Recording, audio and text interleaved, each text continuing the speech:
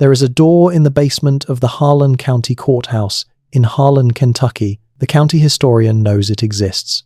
The maintenance crew knows it exists. The current judge, who has worked in that building for 19 years, knows it exists. And not one of them can tell you with any certainty what is on the other side of it. What they can tell you is what they were told when they first asked, that it leads nowhere, that it was sealed for structural reasons, that there is nothing behind it worth opening it for. They say this with the kind of practiced calm that people use when they have been saying the same thing for a very long time and would prefer not to say it again. But here is what makes that answer strange. The door is made of iron, poured iron, framed in stone, set into a wall that does not match the limestone construction of the rest of the basement.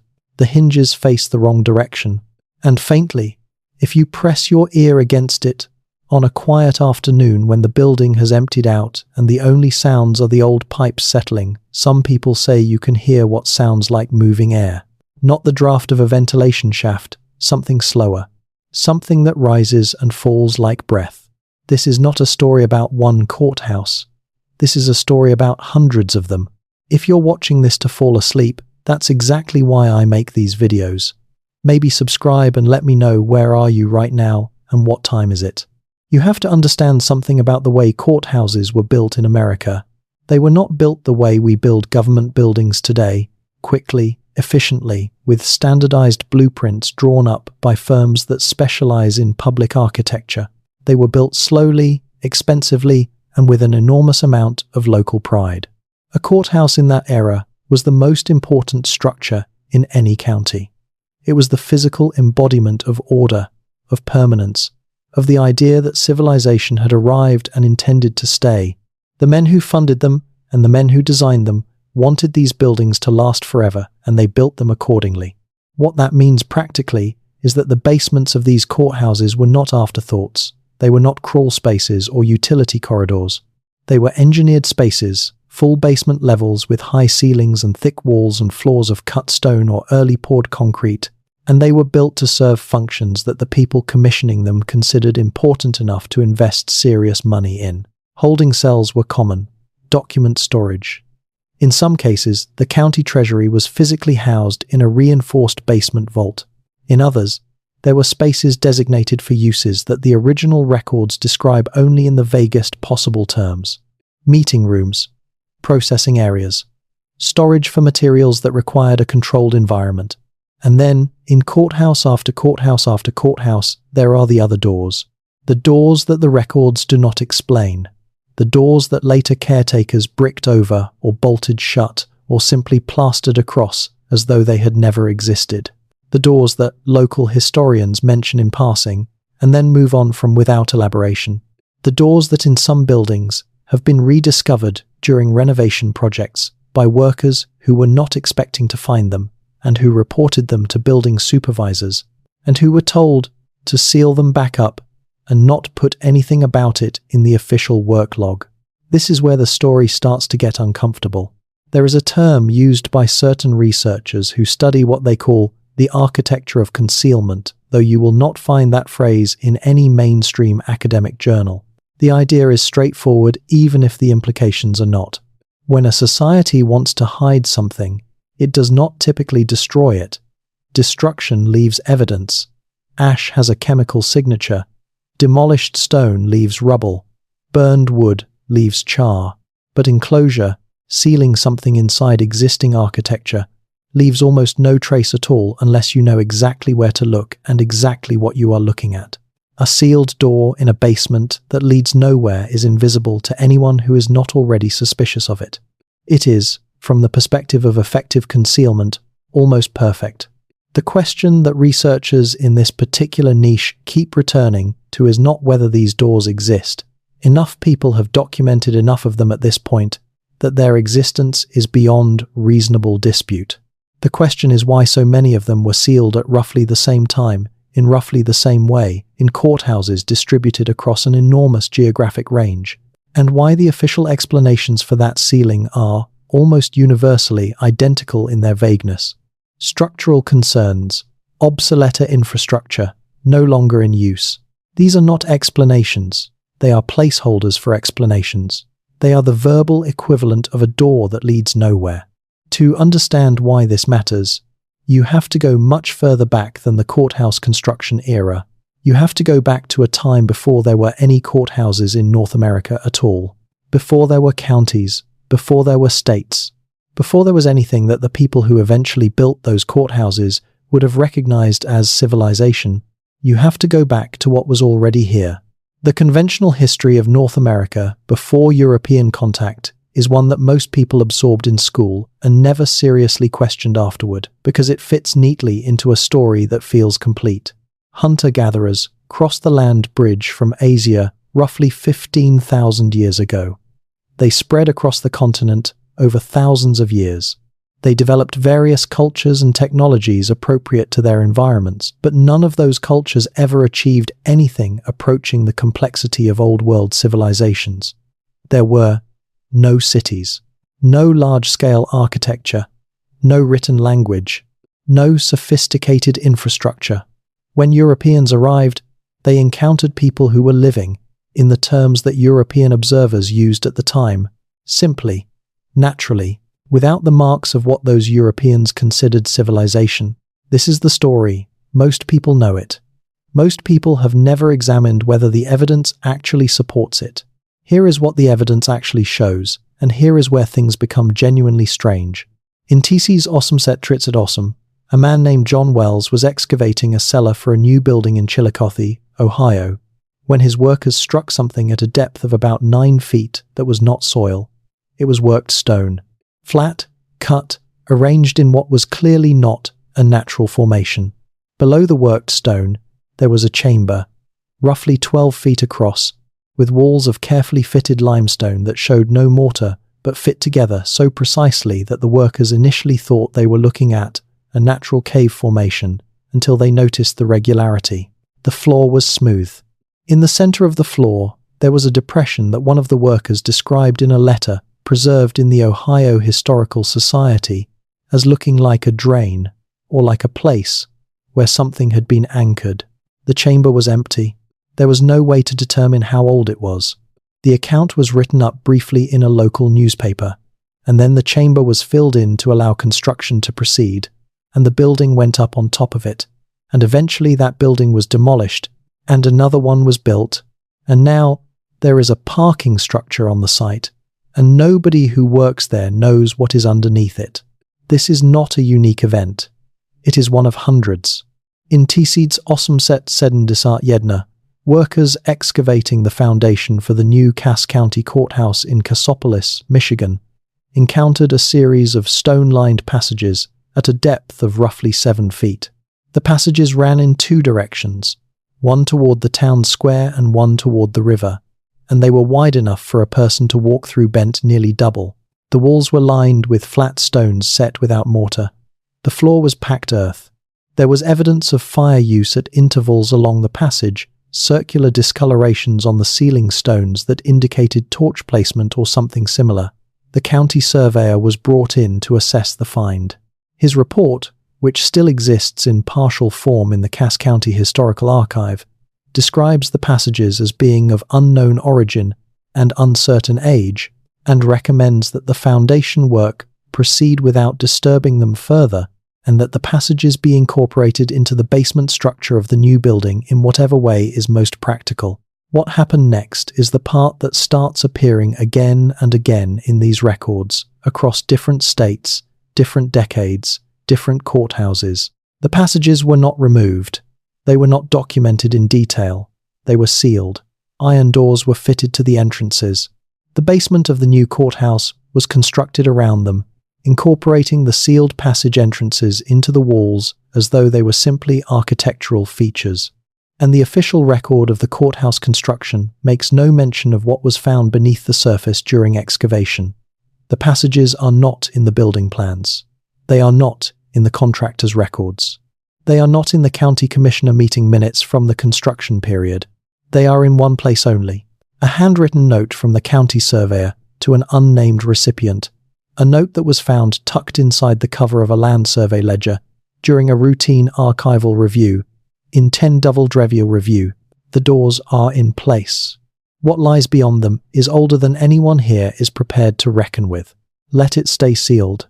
You might be thinking at this point that this is beginning to sound like something assembled from fragments of contested historical records, from documents of uncertain provenance, from the kind of sources that serious historians dismiss as unreliable. And that would be a fair concern. These things deserve scrutiny. But here is what is not in dispute. The sealed doors themselves are real. They have been photographed. They have been measured. In some cases, they have been subjected to materials analysis. The iron used in many of them has been dated to the mid to late Tisses Osumsets, consistent with courthouse construction periods. The stone surrounds in which they are set have in several documented cases been dated to significantly earlier periods, using techniques that measure the weathering and patination of stone surfaces in ways that cannot be easily faked or mistaken. In some courthouses, the stone surrounding the sealed doors is measurably older than the rest of the basement by a margin of centuries. That is not nothing. That is not a story someone invented. That is a physical fact that is sitting in the basements of public buildings across this country, sealed behind iron doors, waiting for someone to decide it matters enough to look at properly. The Harlan County door I mentioned at the beginning is iron set into stone that a geological survey in Dvar Tisets Sedum estimated at between 400 and 600 years old. The courthouse itself was built in Tisets Devyatset Dvarnatst. The stone around that door was already between 3 and 5 centuries old when the courthouse was constructed on top of it. Whatever that door is sealing, the people who built the Harlan County Courthouse did not put it there. Let me take you somewhere specific now, because the abstract accumulation of examples can start to feel like noise, and what this story really needs is texture. It needs the feeling of standing in a particular place and trying to understand what you are actually looking at. The Maury County Courthouse in Columbia, Tennessee, is a building that most people who drive past it every day treat as a piece of pleasant but unremarkable civic architecture. It sits on the town square, limestone facade, columns in the classical revival style that was fashionable for southern courthouses in the early 20th century when the current structure replaced an earlier building on the same site. It is the kind of building that reads as permanent, as settled, as having always been there in roughly the form it currently occupies. The basement of that building is accessed through a stairwell at the eastern end of the ground floor. The basement itself is unremarkable in most respects. The usual tangle of old pipes and electrical conduit, storage shelves holding boxes of records that nobody has looked at in decades, a defunct boiler from a heating system that was replaced in the Tisets Devyatset Sedumdesarts. But in the northern wall of that basement, there is a section of wall that does not match the rest. The surrounding walls are poured concrete, the standard construction material of the early Tisets Devyatset. But roughly a 12-foot section of the northern wall is limestone block, older limestone, weathered in a way that poured concrete cannot be weathered, set without the mortar joints visible elsewhere in the basement. And in the center of that limestone section, there is a door frame. The door itself was removed at some point, and the opening was filled with concrete blocks, the cheap kind, utilitarian, clearly added long after the original construction. The concrete block fill is slightly irregular, as though done in haste or without much care for aesthetics. The local historical society, when asked about this section of wall, says that the original Tisses Osumset Pedesarts courthouse that preceded the current building had a root cellar or cold storage area in roughly that location, and that when the current building was constructed, the old cellar was sealed. It is a plausible explanation. It accounts for the older stone. It explains the sealed opening. Except for one thing. The Tisets Osumset Pedesarts courthouse, according to the construction records in the Tennessee State Library and Archives, did not have a basement. It was built on a shallow foundation, common practice for the period in that region. There was no root cellar. There was no cold storage area. There was nothing below ground in that building at all. So the limestone wall with the sealed opening is not from the Tisets Osumset Pedesarts courthouse, and it is not from the Tisets Devyatset courthouse. It predates both of them. Now, we need to talk about what was in this part of North America before either of those courthouses existed, before European settlement, before the colonial period, before the contact era. We need to talk about what the land of Central Tennessee actually was, and who actually built things there, and how much of that history has been absorbed into the official narrative versus how much of it sits in museum storage rooms and private collections and sealed courthouse basements, waiting for someone to put it together into a picture that makes sense. The Mississippian culture. That is the name archaeologists use for the civilization, and it was absolutely a civilization that dominated much of the interior of North America from roughly Osamset CE to Tissit CE. At its height, it was building cities.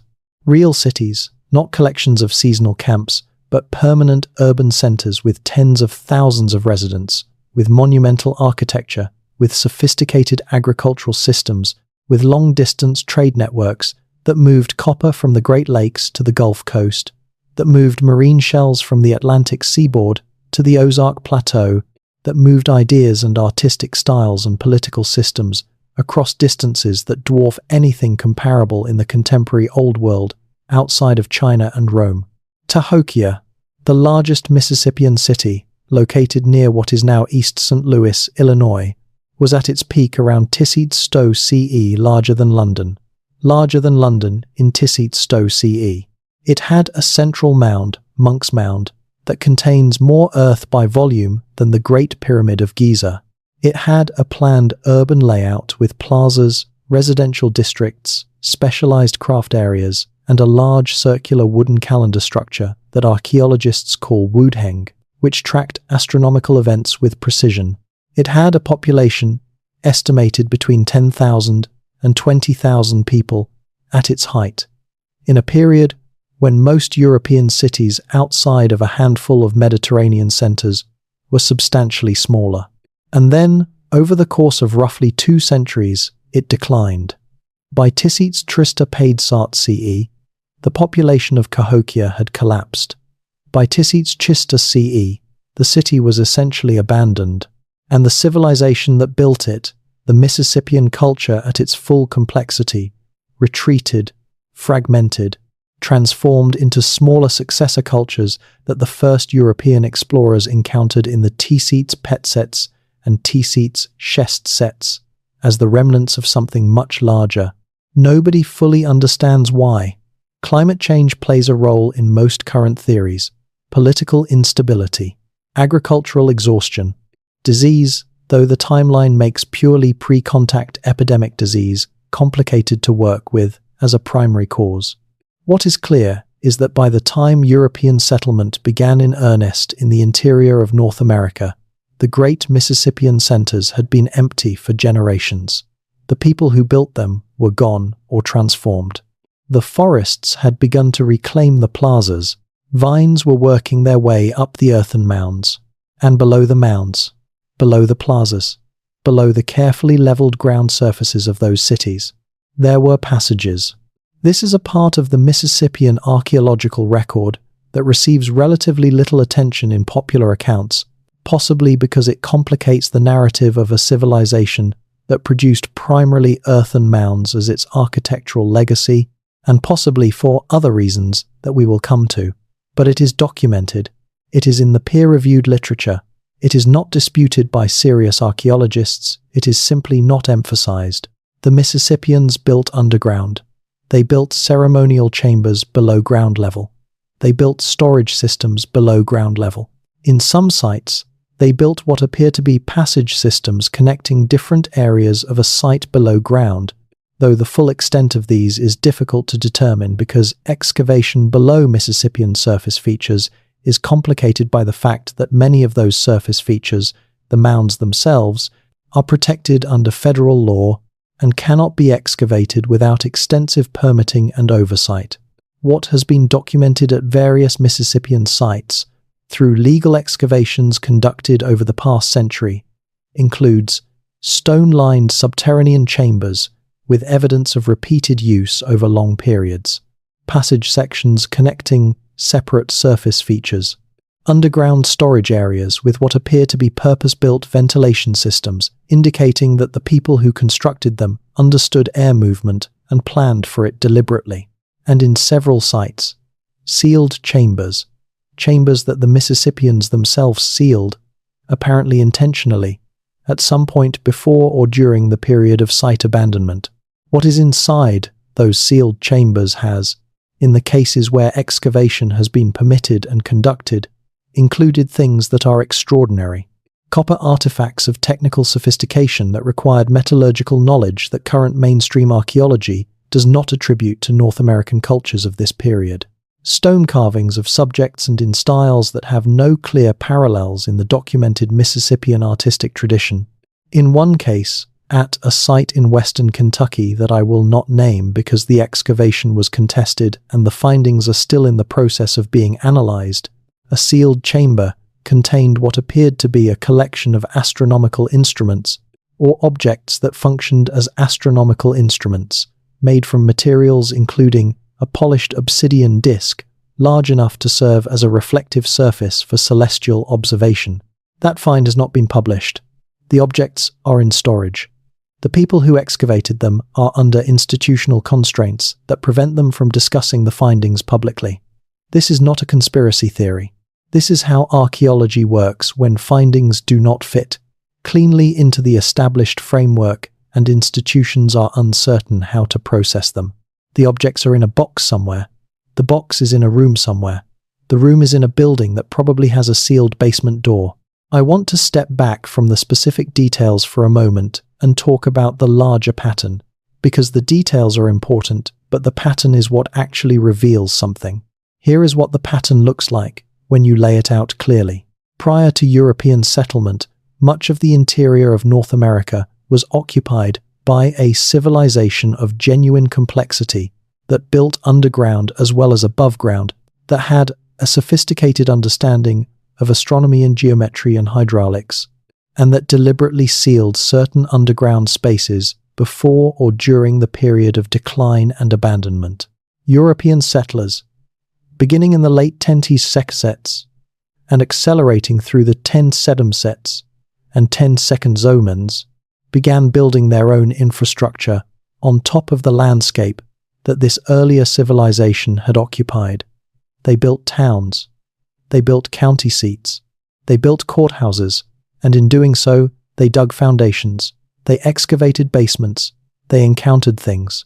What they encountered, in enough documented cases to constitute a genuine pattern, were the underground remnants of what came before: chambers, passages, sealed spaces, things that did not fit into the story of North American prehistory that they had been taught, which was at that time even simpler and more dismissive of pre-contact complexity than the mainstream academic version that exists today. And what they did with those remnants, in enough documented cases to again constitute a pattern, was seal them.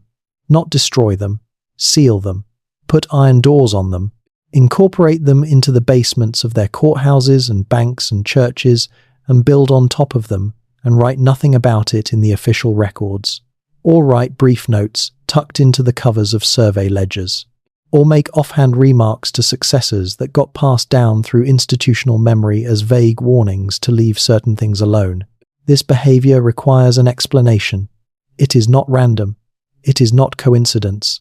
And the explanations that most people reach for first, that this was simple, practical construction management, that passages were sealed because they were structurally inconvenient, that the iron doors are nothing more than maintenance infrastructure. Those explanations do not hold up when you examine the specifics. You do not use poured iron to seal a drainage system. You do not set an iron door in a stone frame for a space that has no structural function. You do not neglect to mention a significant underground feature in construction records unless you have a reason for the omission. Something was found, something was sealed, and the people who sealed it knew they were sealing something significant. The question of what specifically they knew and how they knew it is where the history becomes genuinely fascinating, because it turns out that the people building courthouses in the TC's awesome sets were not operating in a complete information vacuum about what lay beneath the North American surface. They had sources. Imperfect sources, unreliable sources, but sources. The Spanish explorers of the 16th century Hernando de Soto's expedition in particular, which traveled through the interior of the American Southeast, between 1539 and 1542, encountered Mississippian culture in the late stages of its decline. De Soto's chroniclers described, in accounts that later European settlers absolutely had access to, a landscape still marked by the physical infrastructure of the earlier civilization. They described towns built on mounds. They described roads.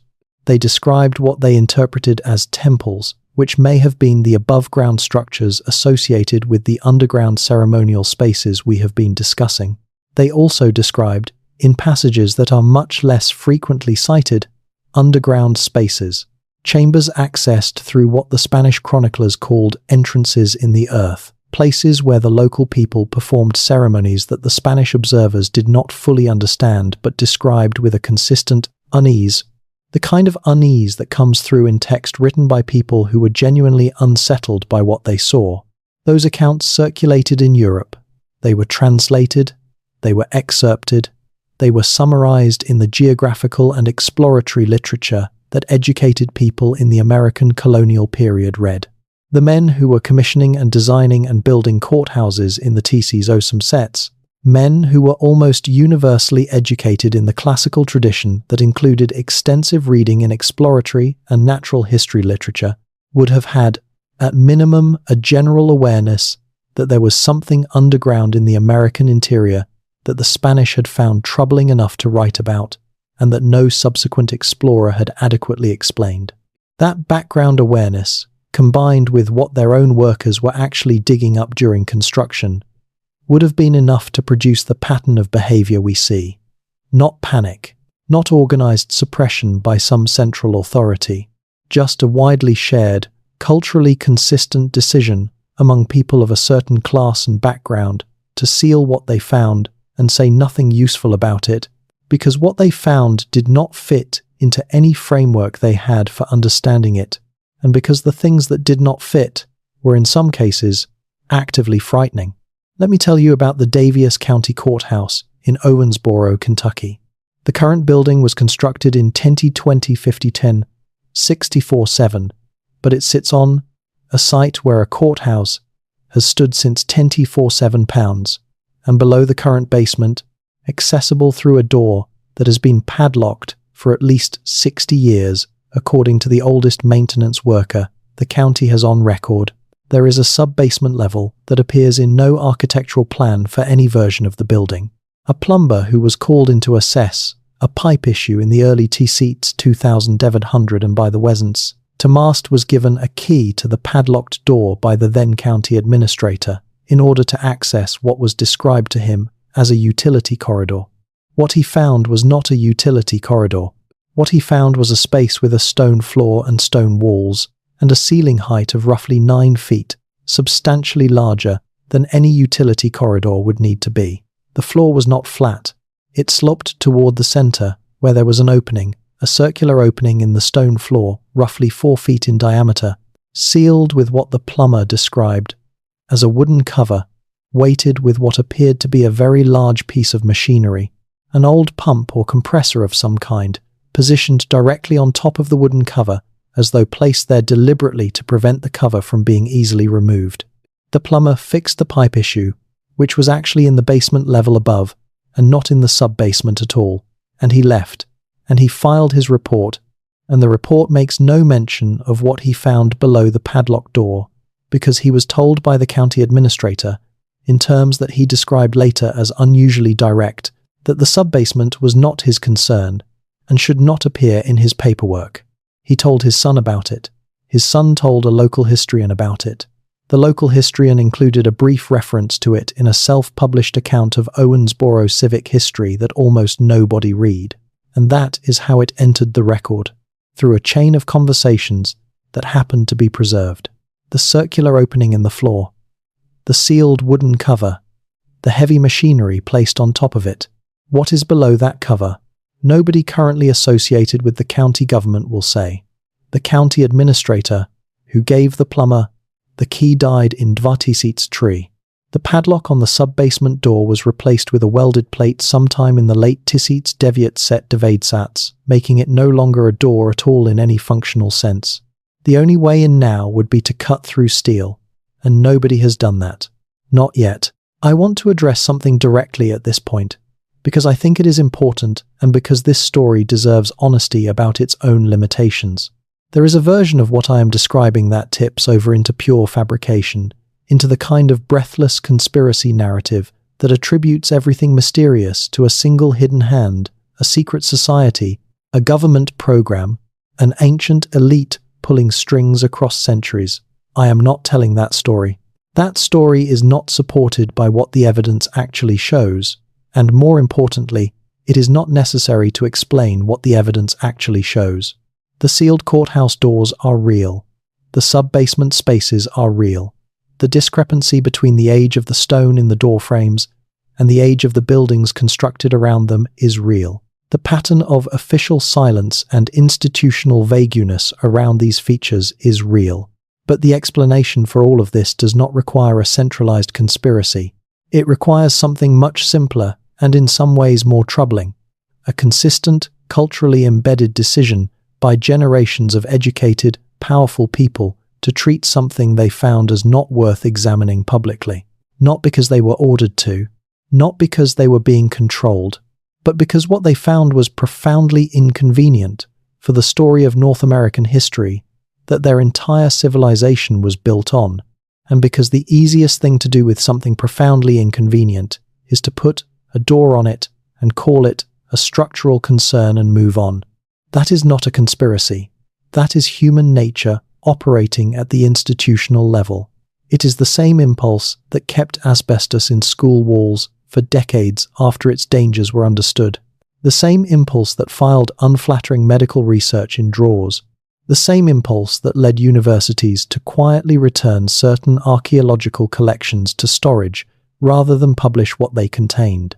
Not malice, not coordination, just the collective preference of people in positions of authority to avoid the disruption that comes with information that does not fit. The doors got sealed because what lay behind them was too strange to explain, and the people doing the sealing did not think they were going to be wrong about that for very long, and then they were wrong about it for a very long time. And now here we are, 150 years later, with the doors still sealed and the explanation still vague and the stone still older than the building above it.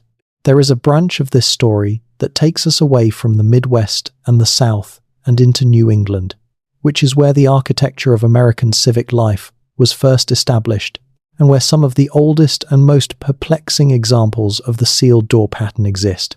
New England courthouses, particularly the ones built in the late colonial and early federal period, between roughly Tisíc sedmset Osmdesát and Tisíc Osmset 200, sit in a landscape that has its own pre-contact underground history, one that is, if anything, even more poorly understood than the Mississippian material. The cultures of pre-contact New England, the Algonquian-speaking peoples who occupied the region when European settlers arrived, left a surface archaeological record that is relatively sparse compared to their contemporaries in the interior. But below the surface, in a number of locations that have been investigated with varying degrees of thoroughness, there is something older, something that appears to predate by a considerable margin the cultures that European settlers encountered. Stone chambers. New England is full of them, hundreds of them, distributed across Connecticut, Rhode Island, Massachusetts, Vermont, New Hampshire. Some of them have been studied. Most of them have been largely ignored by mainstream archaeology or attributed to colonial-era root cellars, which is the same explanation offered for sealed courthouse basements in Tennessee and which is equally unconvincing on examination. Colonial root cellars did not have corbelled stone ceilings. They did not have carefully oriented entrances aligned to astronomical events. They did not require the placement of multi-ton capstones using engineering techniques that present significant challenges even with modern equipment. These chambers were built by someone who knew what they were doing. They were built to last, and they have lasted, some of them for what appears to be well over 1,000 years, though dating them precisely is complicated by the absence of organic materials that would allow carbon dating. They are aligned. Multiple chambers in different areas show entrance orientations that correspond to solstice sunrise, equinox sunset, the rising points of specific bright stars. This is not coincidence. This is astronomy expressed in stone, which is exactly what you would expect from a culture sophisticated enough to care about tracking celestial events, which is exactly what the Mississippian culture was, and which is exactly what the cultures of pre-contact New England have largely been assumed not to have been. And when the federal period courthouse builders dug their basements in colonial New England towns, some of them, in the documented cases that exist, found these chambers, or found passages leading to them, or found the sealed entrances to networks of them that extended in directions that the builders could not or chose not to follow, and they sealed them with iron doors and said nothing. The town of Woodstock, Vermont, has a courthouse that was built in 1887 and renovated several times since. The basement of that building has, in its eastern wall, a section of dry-laid granite fieldstone that is visibly older than the surrounding brick construction, and that contains, set into it, an iron door with a bar latch of a design that courthouse historians consulted for this account placed as consistent with mid to late T-Seats Osumset's ironwork. The door has been painted over so many times that the paint has formed a layer nearly 1/4 of an inch thick on the surface, and the edges of the door frame are almost entirely obscured, but the door is there. It has been there long enough to accumulate 1.5 centuries of paint layers. Whatever is behind it has been sealed for at least that long.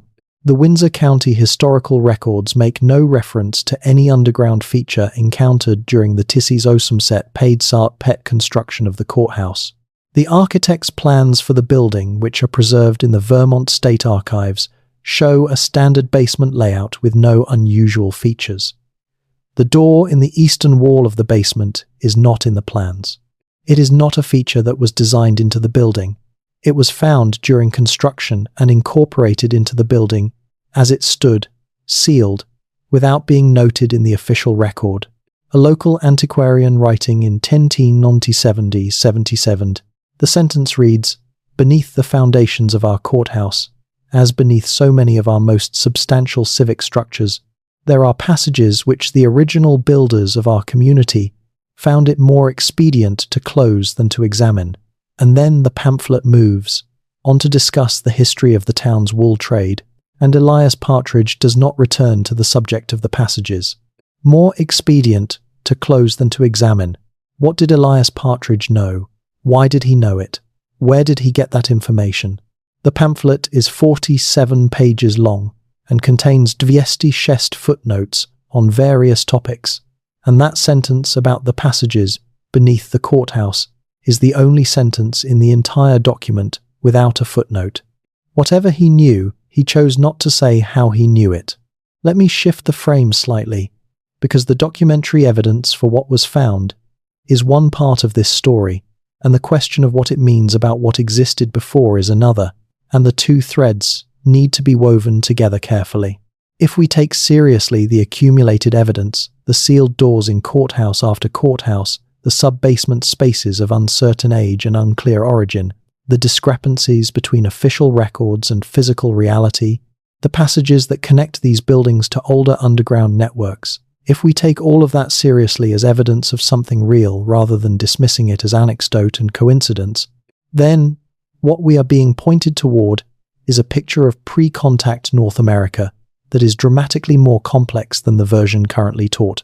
Not because of aliens, not because of Atlantis, not because of any of the exotic explanations that this kind of material tends to attract, but because of the simplest and most direct explanation that the physical evidence supports: a sophisticated culture, or possibly multiple sophisticated cultures operating over a long period, built an extensive underground infrastructure across a large portion of the North American continent.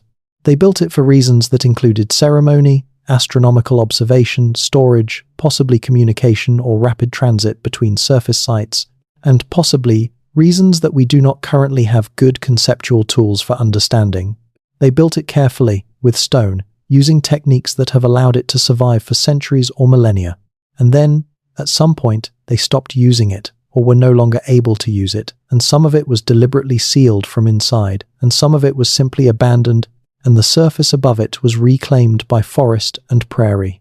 And eventually European settlers arrived and started building their own infrastructure on top of it, and kept finding it, and kept sealing it back up and saying nothing, and here we are. This is not a crazy story. It is actually a fairly conservative interpretation of a genuinely unusual body of evidence. The crazy story would be to look at iron doors set in stone that is older than the buildings around them, to look at sub-basement spaces that appear in no architectural plan, to look at the consistent pattern of official silence across hundreds of buildings over more than a century, and to conclude that none of it means anything. That would be the truly extraordinary claim, that all of this is coincidence and misunderstanding and nothing more. One of the most extensively documented cases of the sealed courthouse door pattern involves the Randolph County Courthouse in Winchester, Indiana, which was built in 1060s 70-sat chest on the site of an earlier county building that had served since 1060s 8010.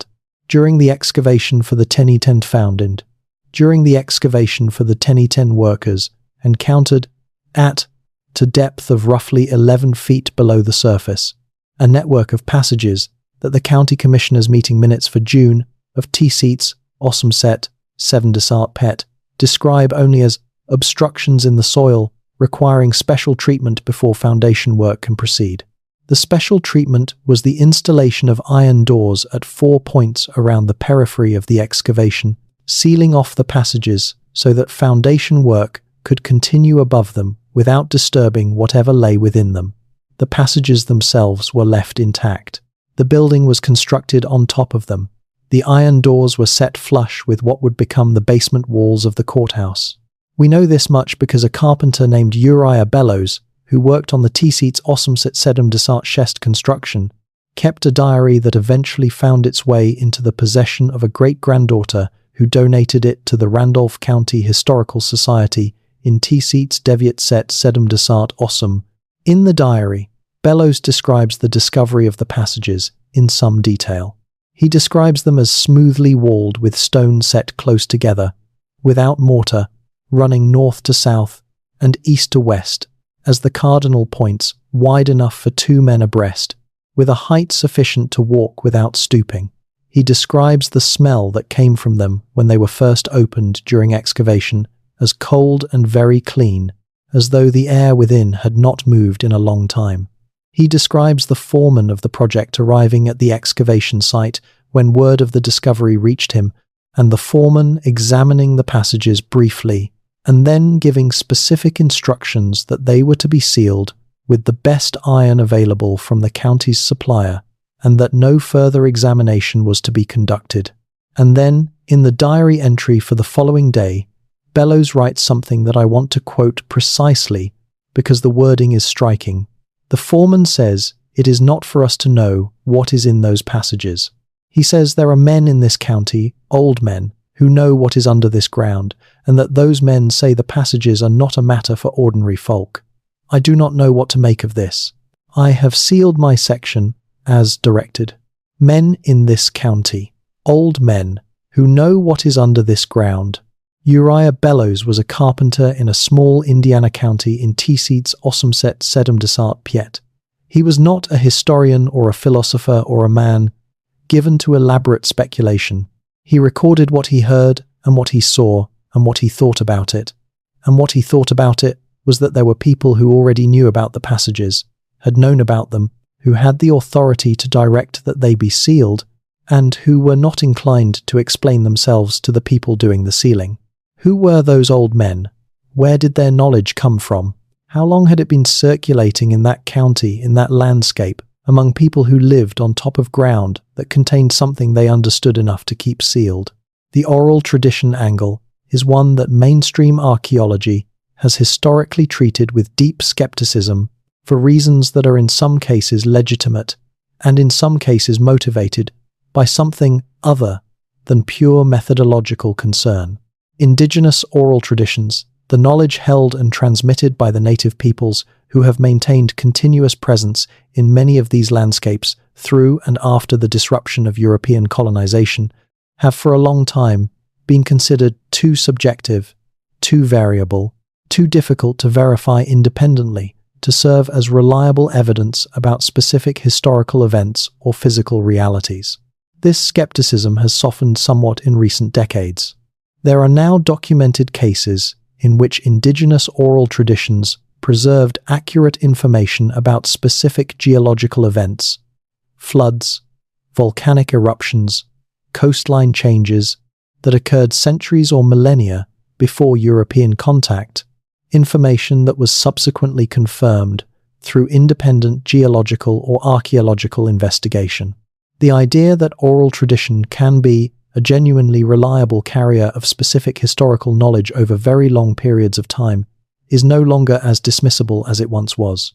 And indigenous oral traditions in multiple cultural contexts across the interior of North America include specific references to underground spaces, to passages, to places where the ancestors went that are now sealed or inaccessible, to agreements made between earlier peoples and later peoples about what would be done with those places, to warnings about what happens when those agreements are broken. These traditions are not uniform. They come from different peoples, different regions, different cultural frameworks.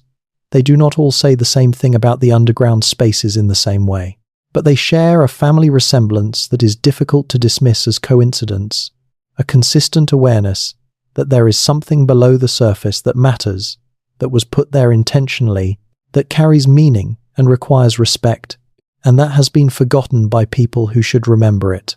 The Cherokee tradition includes references to what are sometimes translated into English as the old places underground, places made by the people who were here before the Cherokee, people whose nature and origins are described in ways that do not map cleanly onto any known archaeological culture.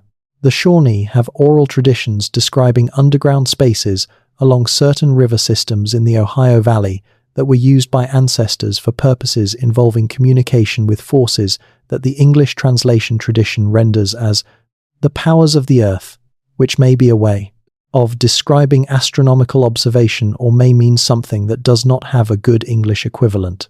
The Ho-Chunk, whose traditional territory covers parts of Wisconsin and Illinois, include in their ceremonial knowledge references to the doors in the ground that belong to an earlier time and that are to be left undisturbed. The doors in the ground. Uriah Bellos's foreman in Tenney 100 and Meadows. A Ho-Chunk ceremonial reference to doors in the ground that must not be disturbed. These are not the same source. They are very different kinds of people, from very different cultural traditions, in different times and places, describing what sounds like the same physical reality from different angles. I need to take you somewhere that most discussions of this kind never go, which is into the question of the astronomy. If the underground spaces we have been discussing were used in part for astronomical purposes, and the alignment evidence at the New England stone chambers and at Mississippian sites both suggests that celestial observation was a significant component of these cultures' underground activity, then there are specific things they would have been watching, specific celestial events that would have driven the orientation of their chambers and passages. And those specific things tell us something important about what these cultures knew and when they knew it. The solstice alignments are the most obvious. Chambers oriented to catch the light of the rising sun on the winter solstice or the setting sun on the summer solstice appear in underground spaces in both the Mississippian zone and the New England stone chamber distribution. This is not particularly startling. Solstice tracking is one of the most fundamental astronomical achievements, and it appears in cultures across the globe at various periods. What is more interesting is the equinox alignment, which requires somewhat more precise observation, and what is most interesting of all is the stellar alignments. Several of the New England stone chambers that have been studied with enough precision to detect their astronomical orientations show alignments not to the sun at solstice or equinox, but to specific stars at specific points in their nightly or annual cycles. One chamber in central Vermont, studied privately by an amateur astronomer in the 10 Zix Deviate set and 70 seats, whose work was never published in a peer-reviewed journal, but whose methods and measurements are documented and available, shows an entrance orientation that would have captured the rising point of the Pleiades at a specific date in the pre-contact period, a date that corresponds to what many agricultural calendars across widely separated cultures identify as a significant seasonal marker for planting cycles.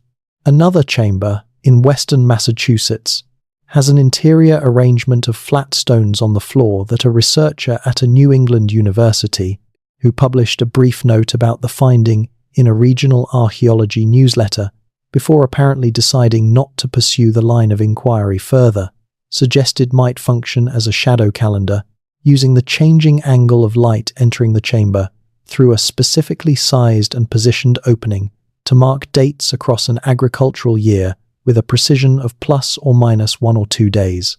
These are not the achievements of a people with no astronomical sophistication. These are the achievements of people who watched the sky carefully for generations, who built their knowledge of celestial cycles into stone structures designed to preserve and transmit that knowledge, and who placed those structures underground where they would be protected from the surface disturbances that have erased so much of what they built above the ground.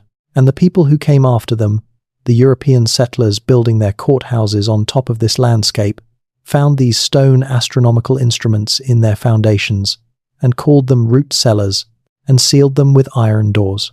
There is a courthouse in Fleming County, Kentucky, in the town of Flemingsburg, that has a basement feature so specific and so unusual that it has been mentioned in 3 separate accounts by 3 separate people over a period of roughly 40 years, none of whom appear to have been aware of the others. The feature is a stone shelf, approximately 2 feet wide and running along the entire length of one wall of a space behind, a sealed iron door, positioned at a height of roughly 5 feet from the floor. On the shelf, spaced at irregular intervals, are circular depressions ground into the stone surface, each depression approximately 8 inches in diameter and roughly 3 inches deep. The depressions have smooth, polished interiors that show evidence of long use. There are 11 of them. What are 11 circular depressions in a stone shelf? They could be a completely mundane feature with an obvious explanation that none of the 3 people who recorded them thought to mention. But the 3 accounts, written independently across 4 decades, all note the same detail. The depressions are oriented in a specific pattern that corresponds, according to one of the 3 observers who happened to be an amateur astronomer, to the positions of stars in a constellation that appears in multiple indigenous American astronomical traditions as a marker of a specific season. 11 stars, 11 depressions, a shelf in a sealed chamber below a courthouse in rural Kentucky. Maybe it is coincidence. Maybe someone ground those depressions for a reason that has nothing to do with astronomy. Maybe the astronomical correspondence is a pattern-seeking human mind imposed on an essentially random arrangement. Or maybe someone sat in that chamber for a very long time, watching the sky through an opening that is now sealed above them, and ground their observations into the stone, so that the next person who needed to know what the sky looked like at a particular moment in the year could find out without having to start from the beginning. And then the opening was sealed, the chamber was sealed, the courthouse was built on top of it, and the stone shelf with its 11 depressions has been sitting in the dark for 150 years, still holding the shape of what someone once needed to remember. Let us talk about the water, because any underground infrastructure of the scope we are discussing, if it was intended to be used for any length of time, would have had to address the fundamental engineering problem of groundwater, and the way that problem was addressed in the spaces that have been examined gives us additional information about the sophistication of the people who built them. Several of the sub-basement spaces that have been accessed, either through the sealed doors or through excavation in buildings undergoing renovation, show evidence of sophisticated drainage systems. Not accidental drainage, planned drainage, with channels cut deliberately into the stone floors at calculated angles to direct water to specific collection points, and from those collection points to what appear to be vertical shafts that either connected to natural underground water features or to purpose-built cisterns. In one documented case, In a building in Ohio, the drainage channels in a sub-basement space connect to a clay-lined conduit that runs horizontally for an estimated distance of several hundred feet before the investigators lost it in soil that they could not legally excavate further. A clay-lined conduit several hundred feet long, built below the surface, connecting to a drainage system in a stone chamber that the building above it was constructed around. This is infrastructure. This is the kind of thing you build when you are planning for a space to be in active use for a very long time.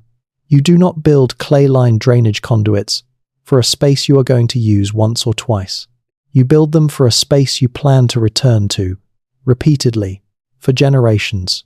The Hopewell culture, which preceded the Mississippian culture in the Ohio Valley and which flourished between roughly BCE and Pietset CE, is known to have built an extensive network of geometric earthworks across southern Ohio, massive geometric enclosures of earthen walls, circles and squares and octagons that served purposes that remain not fully understood, but that clearly included ceremonial and astronomical functions. The Newark earthworks, the largest of these surviving complexes, cover an area of roughly 4 square miles and include alignments to the lunar standstill cycle, a complex astronomical phenomenon with an awesomenast year period which would have required continuous observation over multiple generations to detect and incorporate into built structures. The Hopewell people could track the lunar standstill. They built their geometry into earthworks 4 square miles across. What was happening underground at those sites? Almost entirely unknown. The underground component of Hopewell activity is one of the least investigated aspects of a culture that is already less studied than it deserves to be. The earthworks themselves have been partially excavated. What lies below the earthworks, below the original surface level at the time of construction, below the layer at which the Hopewell people built, has been examined in only a handful of locations, and in those locations, the findings have been quietly significant and quietly underreported. At one Hopewell site in Ross County, Ohio, an excavation conducted in the T-Seats Deviatset Shedasarts and documented in a report that was published in a limited circulation academic volume, a team found below the earthwork surface evidence of an earlier constructed surface, a deliberately leveled and compacted floor of sorts, below which were 2 stone-lined chambers connected by a passage. The chambers were empty. The passage was sealed with fitted stone. The stone sealing the passage showed no mortar, but fit so tightly that the excavation team was initially uncertain whether it was a constructed seal or a natural rock formation. When they confirmed it was constructed, they noted the finding and moved on to other aspects of the excavation without removing the seal or attempting to determine what was behind it. The report notes, in a parenthetical that reads as somewhat embarrassed in its vagueness, that the team decided not to disturb the sealed section in light of considerations that arose during consultation with relevant parties. Relevant parties.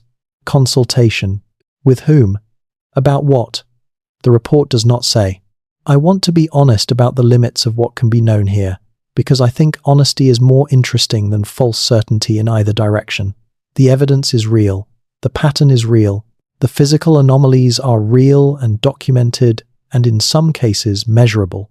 What the evidence points toward is a pre-contact underground infrastructure of considerable sophistication and uncertain extent that has been systematically incorporated into the basements of public buildings across a large portion of North America, sealed without adequate documentation, and maintained in a state of official ignorance that has persisted for well over a century.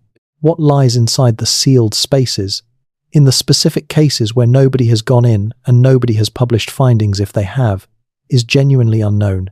Some of them may contain nothing remarkable, nothing that would fundamentally change our understanding of anything, just empty stone rooms that were sealed for practical reasons and never reopened because there was no pressing reason to. Some of them may contain objects, artifacts, evidence of activities, possibly astronomical instruments of the kind that the obsidian disc in the sealed Kentucky chamber represented, possibly records of a kind that we do not yet have the interpretive framework to read, possibly nothing at all except the smell of air that has not moved in a very long time. The point is not what is in them specifically. The point is that we do not know, and that we do not know because a systematic and culturally embedded decision was made, not by a single hidden authority, but by generations of individual decision-makers acting consistently to treat these spaces as things that did not require examination, to put iron doors on them and call them structural concerns and build courthouses on top of them and say nothing in the official record.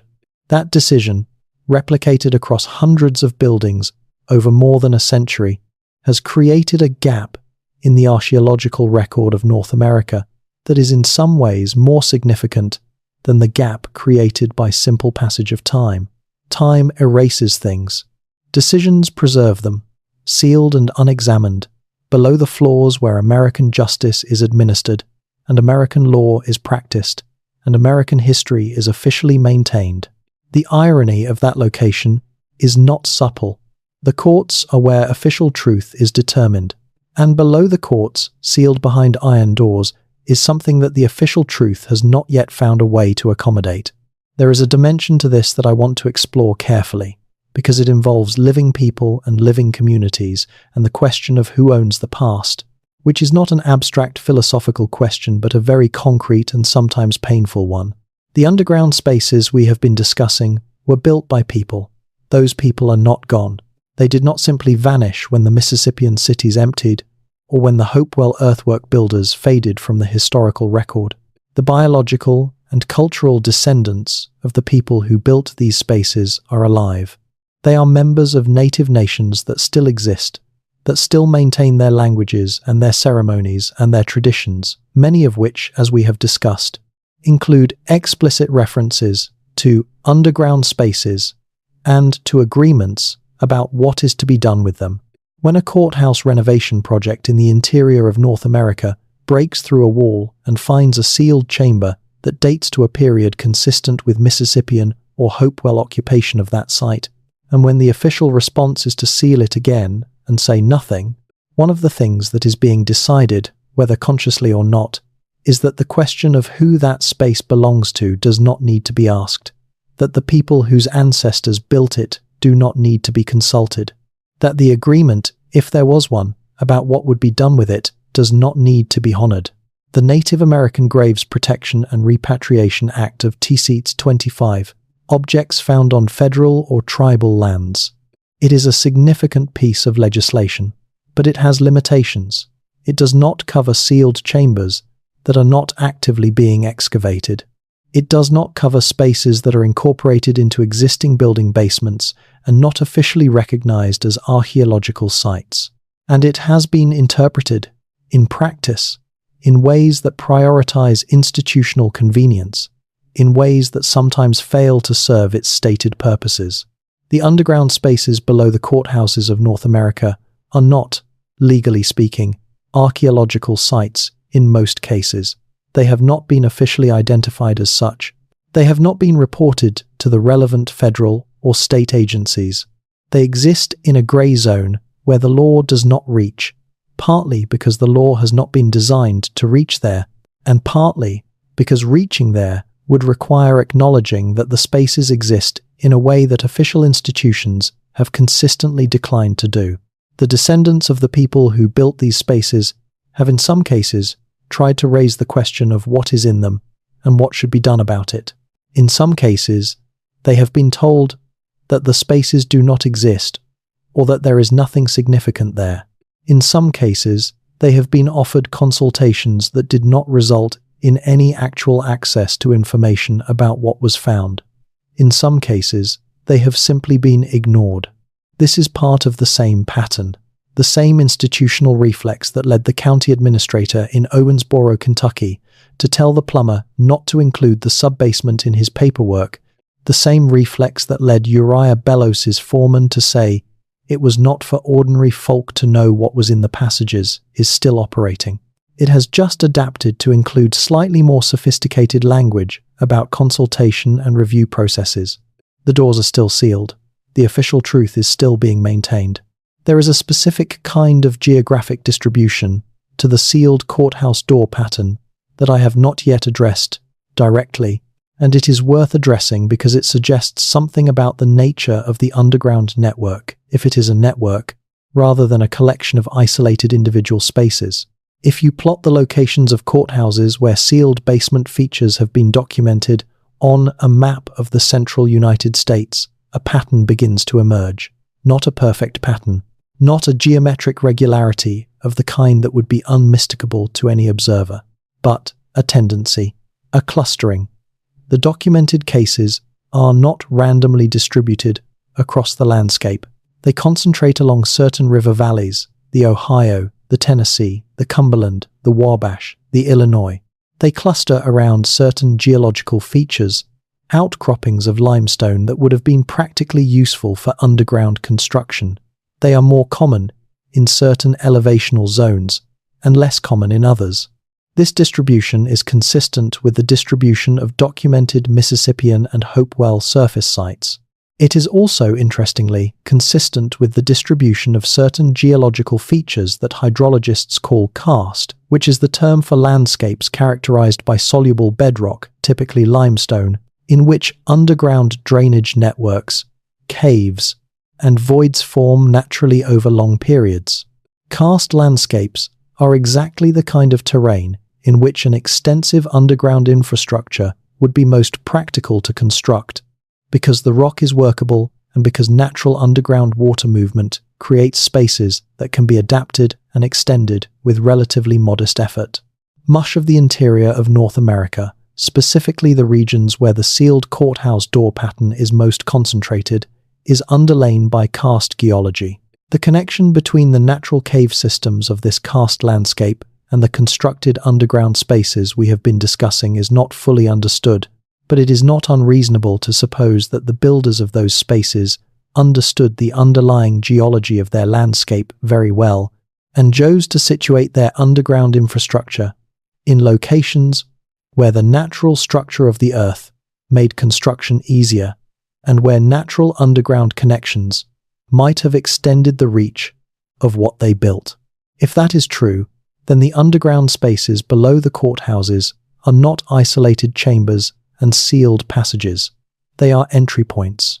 They are the visible tips of something much larger, something that extends into the natural cave systems of the karst landscape, something whose full extent has never been mapped because no one with the authority and resources to do so has decided to try. The longest cave system in the world is Mammoth Cave in central Kentucky. It is currently mapped at over 400 miles of passages. The mapping is ongoing. New sections are found regularly. The cave system extends in directions and to distances that are not fully understood, and the cave system's geological range overlaps almost perfectly with one of the densest concentrations of sealed courthouse basement features in the documented record. What connects the sealed basement door in the Harlan County Courthouse to the passages of Mammoth Cave? Possibly nothing, possibly everything.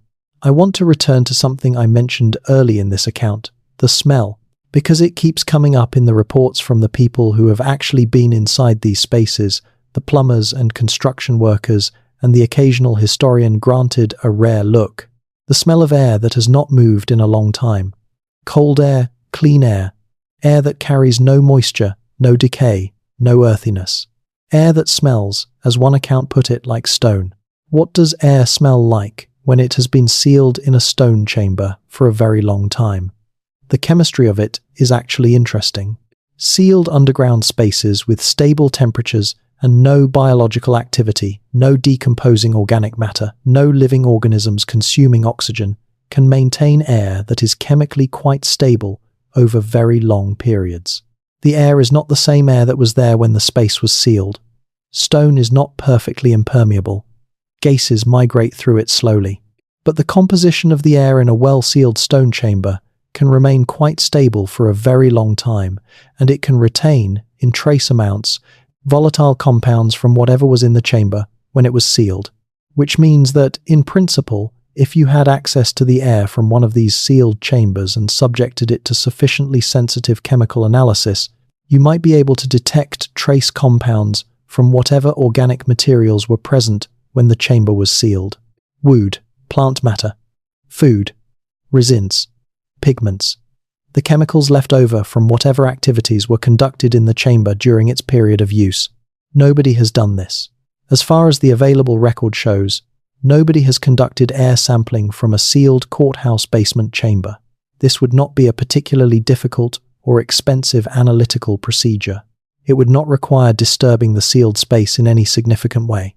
It would require drilling a very small hole, inserting a sampling device, and withdrawing a small volume of air for analysis. The analysis would take weeks. The results would be significant. Nobody has done this. Not because it is impossible, not because it is expensive, not because anyone has tried and been denied permission, because nobody with the resources and authority to do it has decided to try. That is the most precise way I can state the current situation. Nobody has decided that what might be inside those sealed chambers is worth the effort of finding out. Whether that represents genuine indifference, or institutional inertia, or something more deliberate, I leave to you to assess. The penultimate part of this account involves a county in western Illinois whose courthouse I will describe only in general terms, partly because the specific details I have are third-hand, and I cannot independently verify them, and partly because the people involved in the events I am about to describe are still alive and did not give explicit permission to be identified. In 2019, a courthouse renovation project in a western Illinois county required the temporary removal of a section of the basement floor in order to access deteriorating pipes beneath it. The contractors engaged for the pipe work removed the floor section as planned and discovered, below the floor, not soil, but a continuation of the stone construction that forms the basement walls. The stone continued downward for approximately 6 feet before the contractors reached a horizontal stone surface, a floor, of what was clearly a sub-basement space. The space was not on any architectural plan. The contractors reported it to the county facilities manager, who reported it to the county administrator. The county administrator consulted with the State Historic Preservation Office, which sent a field representative to examine the finding. The field representative spent approximately half a day at the site, made notes and took photographs, and advised the county administrator that the feature required no immediate action beyond the replacement of the floor section over it and a report to the state office. The report was filed. The floor was replaced. The pipe work was completed. The renovation proceeded. The first 3 weeks after the field representative's visit, two archaeologists from a university in a neighboring state contacted the county administrator requesting access to the sub-basement space for a brief preliminary assessment. They had heard about the find through informal channels within the archaeological community. The county administrator declined the request, citing ongoing renovation work and access concerns. The archaeologists followed up twice. Both follow-ups received the same response. After the third declined request, the archaeologists contacted the State Historic Preservation Office directly. The state office confirmed that a report had been filed and that the feature had been assessed as not requiring further action at this time. At this time, the most significant 3 words in the vocabulary of institutional deferral.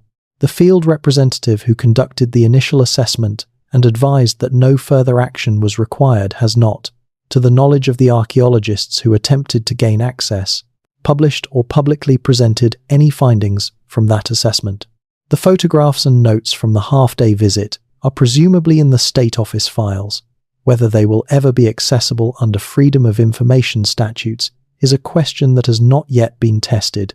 The floor is back in place. The pipes are fixed. The renovation is complete. The courthouse is open. Below the floor, in the sub-basement that was not on any plan, the stone is sitting in the dark, the same way it has been sitting in the dark since before there was a courthouse on top of it, since before there was a county, since before there was a state, since before there was a country. I want to end with the door in Harlan County, because that is where we started and because the Harlan County door represents something that I think is worth sitting with. The door is made of iron. It is set in stone that is between 400 and 600 years old. The courthouse was built in 1992. The iron door was already there when the courthouse was built. The courthouse was built around it, and the iron door was incorporated into the basement as a feature that did not need to be explained, because in 1992, someone made a decision that it did not need to be explained, that it was sufficient to build around it and call it nothing and let it be forgotten. The oldest maintenance worker who has any memory of being told anything about the door was told, sometime in the 1970s, by the then county facilities manager, that the door was sealed for structural reasons. That is the only official explanation that exists. Structural reasons. For an iron door set in 400-year-old stone, the door is 9 feet tall. Iron doors in domestic and commercial construction of the mid to late 1980s, which is when the ironwork appears to date from, were rarely more than 7 feet. A 9-foot iron door is not a utility feature. It is not a storage room door. It is a significant piece of ironwork that required significant resources to produce and significant reasons to install. On the face of the door, the side visible from the basement, there are markings. They have been partially obscured by the same accretion of paint and grime that has built up on every surface in that basement over more than a century. But beneath the paint, visible in photographs taken with raking light, there are marks that appear to be intentional. Linear marks, some curved, some in combinations that suggest geometric relationships rather than decorative ornament. Nobody has cleaned the paint from the door. Nobody has made a systematic effort to document and analyze the marks. Nobody has applied to the county for permission to do so. And if they did, it is not obvious that the county government would know whom to consult about whether to grant that permission or what criteria to use in making the decision. The door leads nowhere. That is the official position, and it has been the official position for at least a century. But official positions about what lies below the surface of this country have been wrong before, persistently wrong. Wrong in ways that were maintained long after the wrongness was suspected, because the alternative to being wrong was confronting a question that nobody in authority had decided to take seriously yet. The marks on the face of the iron door in the Harlan County Courthouse basement are some version of a language. They were put there by someone who had reason to put them there, who had something to say to someone who would eventually stand where the basement of that courthouse now stands, and look at that door and wonder what was behind it. Whatever they say, they have been saying it in the dark for a very long time. Maybe it is time to turn a light on. The doors are sealed. The basements are quiet. The courthouses are open for business above them, administering the official truth of who we are and where we came from, and what this land is and what it means. And below them, in the dark, in the cold, clean air that smells like stone, something is waiting to be asked about. Not with dramatic excavation, not with the kind of announcement that would require someone in authority to finally admit that the structural reasons explanation was never adequate, just with a question, asked carefully, to the right people in the right frame. What is behind the door?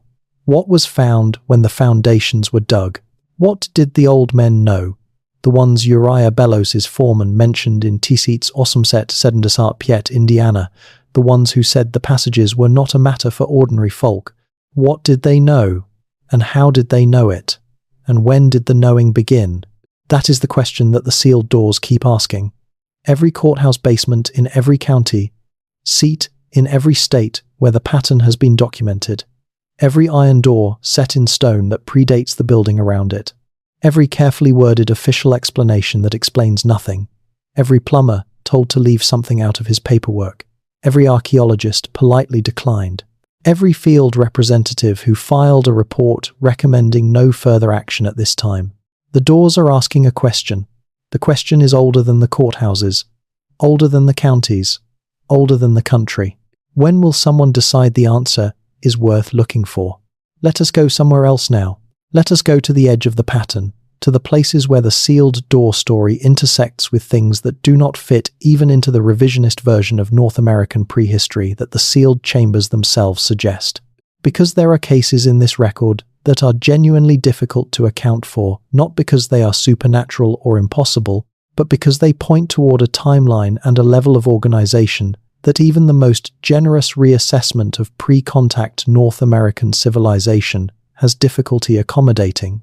The Shelby County Courthouse in Shelbyville, Kentucky, is a building that has occupied its current site since 1882, though the county itself was established in 1870, and a series of earlier courthouse structures preceded the current building. In 26 during a foundation assessment prompted by concerns about settlement cracking in the building's exterior walls, a structural engineer discovered that one section of the basement floor was not sitting on soil. It was sitting on something else. The something else, when a core sample was taken, turned out to be a layer of compacted material approximately 3 feet thick that the engineer initially assumed was rubble fill from an earlier construction period. When the rubble was analyzed more carefully, the composition was unusual. Finely crushed limestone, charcoal, and clay, mixed in proportions that the analytical chemist who examined the sample described as inconsistent with naturally occurring deposition and also inconsistent with any construction fill material that she was familiar with from the relevant period. The mixture was, however, consistent with a material known from certain archaeological contexts in Mesoamerica, specifically the floors of ceremonial structures at sites in the Maya lowlands, where a similar composite was used to create durable, level surfaces that could support heavy traffic over long periods. The consistency of the material composition across thousands of miles of separation and an undefined period of time is either coincidence or it is something else, and the something else is very uncomfortable to think about too directly.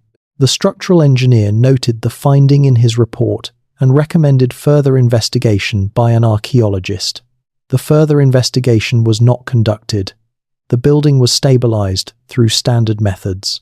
The unusual floor material is still there, beneath the basement floor of the Shelby County Courthouse, doing what it has been doing since before there was a Shelby County.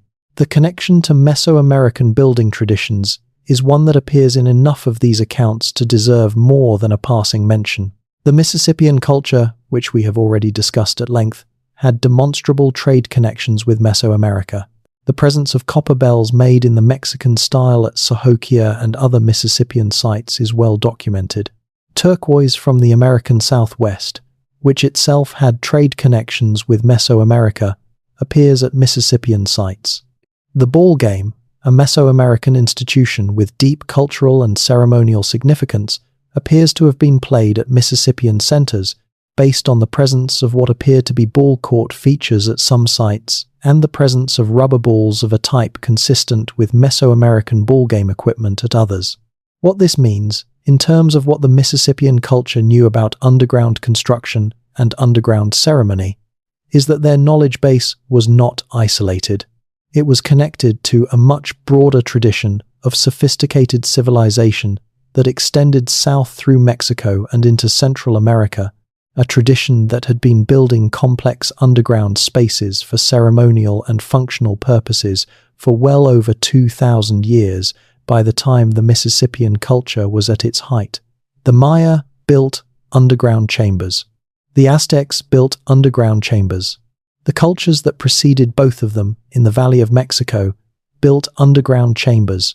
At Teotihuacan, the great city that predates both Maya and Aztec civilization, and that was already ancient when those cultures emerged, there is an extensive underground tunnel system below the Temple of the Feathered Serpent and the Pyramid of the Sun, tunnel systems that have been excavated in recent decades and that have yielded findings: liquid mercury, pyrite mirrors, elaborate symbolics arrangements that suggest functions far beyond simple storage or drainage.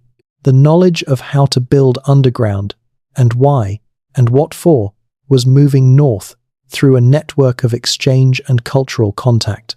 It was arriving in the Mississippi Valley and the Ohio Valley, and eventually, in attenuated forms, in New England. And when the civilization that carried that knowledge receded, the physical infrastructure it had built remained. Below the fields, below the forests, below the places where European settlers would eventually dig their foundations, and find iron-worthy ceiling in the stonework of a tradition they did not recognize and could not explain. The question of written records is one that this account has circled without fully engaging. The conventional position is that pre-contact North American cultures north of Mexico did not have writing. This is broadly accurate in the sense that no North American culture north of Mexico developed anything comparable to Mayan glyphs or Aztecs' pictographic writing in terms of a systematic graphic notation system capable of conveying complex, linguistic information. But it is less accurate if interpreted to mean that pre-contact North American cultures left no graphic marks that carry information. The Mississippians left markings. The Hopewell people left markings. The Adena culture that preceded the Hopewell in the Ohio Valley left markings. These markings appear on a variety of surfaces including pottery, copper, shell, and stone, and they range from what are clearly artistic and symbolic images to what may be more systematic notational systems. The question of whether any of these markings constitute writing in a technical sense is one that the academic literature argues about without resolution, partly because the interpretive framework that would allow a confident reading of systematic notation is not available, since there is no Rosetta Stone equivalent for any of these systems. But there is another category of marking that receives very little attention in the mainstream literature: the markings that appear on the stone surfaces inside sealed chambers and passages. The markings that are seen by the occasional plumber or contractor or historian who gains access to one of these spaces, and that those observers typically describe as carvings or etchings without being in a position to say more about them. The markings on the face of the iron door in the Harlan County Courthouse basement. If these markings are systematic, if they carry information of the kind that a notational system would carry, then they are inaccessible, not because the information has been lost, but because we have not allowed ourselves access to the physical objects on which the information is recorded. The chambers are sealed, the stone is in the dark, the markings are there, preserved in a medium, stone, that is among the most durable available, waiting for someone who is equipped to look at them and ask what they say. There are researchers who have made careers studying the rock art and incised markings of pre-contact North American cultures. They are generally working from photographs of surface sites, exposed rock faces, the exteriors of earthen mounds. They are not working from the interiors of sealed chambers below courthouse basements because they do not have access to those interiors. But if they did have access, if the iron doors were opened and the chambers were examined with the same care and systematic methodology applied to surface sites, it is not implausible that what they found inside would be interpretable. Not fully, perhaps not even mostly, but enough to begin. Begin what? Begin the process of understanding what was being communicated. What information was considered important enough to encode in the most durable medium available, in spaces protected from surface disturbance by stone construction and eventually by iron doors and courthouse basements, preserved against the possibility that someone, eventually, would find them and be equipped to read them. The information might be astronomical, records of celestial observations accumulated over long periods. The 11 depressions in the stone shelf in Fleming County, Kentucky, may be one instance of a much larger and more systematic record. The chambers may contain, inscribed on their walls, calendrical information that would allow a researcher to determine not just what the builders observed but when they observed it, with a precision that current astronomical software could then use to determine exact dates from the celestial positions recorded. That would be significant. That would be genuinely historically significant in a way that would require the revision of the established timeline of astronomical knowledge in North America, which is exactly the kind of significance that institutional inertia prefers not to encounter. I want to tell you about a woman named Margaret Clearwater, who is not a historian or an archaeologist, but who spent 7 years of her life documenting what she calls the sub-basement record, which is her term for the accumulated accounts of sealed spaces below public buildings in the American interior. She is not a credentialed researcher. She does not have institutional affiliation. She has a background in archival research and a personal history that that brought her into contact with one specific, sealed courthouse basement in a county in southern Illinois, an encounter that she describes as changing the way she understood the landscape she had lived in her entire life. She has been collecting accounts since 2014. She has documented, with varying degrees of verification, over 300 instances across 18 states of sealed basement features in public buildings, the majority of them courthouses, that share the basic characteristics of the pattern we have been discussing: older stone in the doorframes, official explanations that do not account for the physical evidence, absence from architectural records, and in many cases corroborating accounts from people who accessed the spaces before they were permanently sealed. Her documentation methodology is not academic in the formal sense. She conducts interviews, she reads local historical accounts, she examines public records, construction permits, county commissioner meeting minutes, maintenance logs, where they are available. She photographs what she can access directly. She is doing what a researcher does when the subject of the research is not considered a legitimate subject by the institutions that fund and credential research. She has found things that do not appear in any academic publication. She has found references in the county commissioner meeting minutes of 3 separate counties in 3 separate states to what appear to be coordinated decisions about how to handle underground discoveries during courthouse construction. Not coordinated in the sense of being directed by a single authority, coordinated in the sense of following a consistent protocol that suggests awareness of similar situations elsewhere. The language in the 3 sets of minutes, which date from different years across a span of roughly 40 years in the late T-seats awesome sets, is remarkably similar in its vagueness and in its outcome. Special treatment of obstructions, best available iron for the doors. No further examination to be conducted. No notation in the permanent record. 3 counties, 3 states, the same protocol. Either the protocol was developed independently 3 times, in response to similar circumstances, or it was circulated, shared, communicated through whatever networks connected county commissioners and courthouse builders across the interior of the country in the late 19th century. Fraternal organizations, perhaps. Professional associations of civic architects.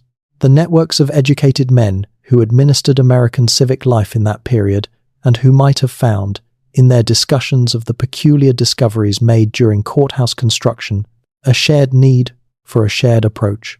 Margaret Clearwater thinks it was the Masons. She is not the first person to suggest this, and she is not particularly confident in the suggestion herself. She offers it not as a conclusion but as a plausible mechanism, an existing institution with the right geographic distribution, the right membership profile, and the right cultural tradition of maintaining secrets that could have served as the vehicle through which a consistent protocol for handling underground discoveries was developed and distributed. Whether the Masons were the vehicle or simply a convenient explanation for a pattern that had other causes, the pattern itself is real. The consistent protocol is real. 3 sets of county commissioner minutes across 40 years and 3 states, describing the same response to the same kind of discovery in the same kind of vague language, is a documented fact. The question of what coordinated that consistency remains open. The geography of the sealed door pattern, which I touched on earlier in terms of river valleys and karst geology, has another dimension worth exploring: the county seat. The courthouse is not just any public building. It is the building that sits at the center of the county seat, which in the American system of government means the geographic and administrative center of a unit of territory that was defined in most cases in the late T-seats sedum sets or early T-seats awesome sets, during the period of initial European-American settlement of the interior. How were county seats chosen? The standard answer is practical. Accessibility, central location, proximity to water, existing settlement patterns. These are real factors. But there is another factor that has been examined by a small number of researchers and that the evidence suggests was more significant than it is usually given credit for: the location of existing features in the landscape. County seats across the interior of North America show a striking tendency to be located at or near pre-contact earthwork sites, at mounds, at the geometric enclosures of Hopewell construction, at the elevated ground features that mark Mississippian ceremonial centers. This is not a perfect correspondence. There are county seats that have no detectable relationship to pre-contact sites. But the statistical tendency is significant enough that a researcher at a Midwestern university published a paper on it in the 10. Deviatset Devadsarts, and the paper attracted enough attention within the narrow academic community that studies settlement patterns to generate a small debate about why the pattern exists. The conventional explanations appeal to the same factors that determined pre-contact site location in the first place: good drainage, elevated ground, proximity to water and transportation routes. The prehistoric peoples and the Euro-American settlers were responding to the same landscape affordances and therefore arriving at the same locations by coincidence. This is a plausible explanation. It may be correct, but it leaves out a possibility that the sealed basement evidence makes harder to dismiss, that the Euro-American settlers who chose county seat locations were not always doing so without awareness of what was already there, that the elevated ground at the center of many county seats was elevated because earlier peoples had elevated it deliberately, that the proximity to the river was the same proximity that the earlier peoples had valued for the same reasons, and that, in some cases, the location of the county seat was determined not just by natural landscape features, but by the presence of existing constructed features that the settlers recognized as significant, that told them, in the language of earthworks and mounds and the elevated, organized land, that this was a place that had been considered central before. And having chosen those locations, having built their courthouses on top of what the earlier peoples had built, they found in their basements what the earlier peoples had built below the surface, and they sealed it. And they called it structural concerns. And they built their county seats on top of it and called the land their own. There are stories in this country that are told around specific objects: a piece of copper, a carved stone, a ceramic vessel with markings that no one has fully read. These objects sit in museums, storage rooms, and private collections, and occasionally in the display cases of local historical societies, where they are labeled with cautious descriptions that convey the minimum amount of information necessary, while avoiding any claim that would be difficult to defend in a scholarly context. One such object is a piece of mica, roughly 18 inches across, shaped into a form that specialists in Hopewell iconography recognize as having ceremonial significance, found in a sealed chamber below a courthouse in a county in southern Ohio during renovation work in the 10. Deviatset Devadsarts. The mica piece is in the collection of a state university museum. It is not on display. It is in a drawer in a storage room. Its catalogue entry describes it as mica artifact, Hopewell tradition, provenance uncertain, donated Tisseats Deviatset Devadsart Sedum. The word uncertain covers a lot of ground. The person who donated it, the contractor who found it during the renovation and who could not convince anyone official to take it seriously, knew exactly where it came from. He knew which building, which renovation, which basement, which sealed chamber. He wrote a letter describing the circumstances of the find, which he attached to the donation. The letter is in the museum's records file for the object. The letter describes the chamber in which the mica piece was found as having, in addition to the mica, a collection of other objects, unspecified, that the foreman of the renovation project instructed the workers to leave in place when the chamber was resealed. The mica piece was taken because the contractor, the person who wrote the letter, tucked it under his coat before the resealing was completed, unable to bring himself to leave it in the dark again. He felt, he wrote in the letter, that someone should know it existed. He donated it to the university because he thought the university would know what to do with it. The university put it in a drawer. The other objects are still in the resealed chamber.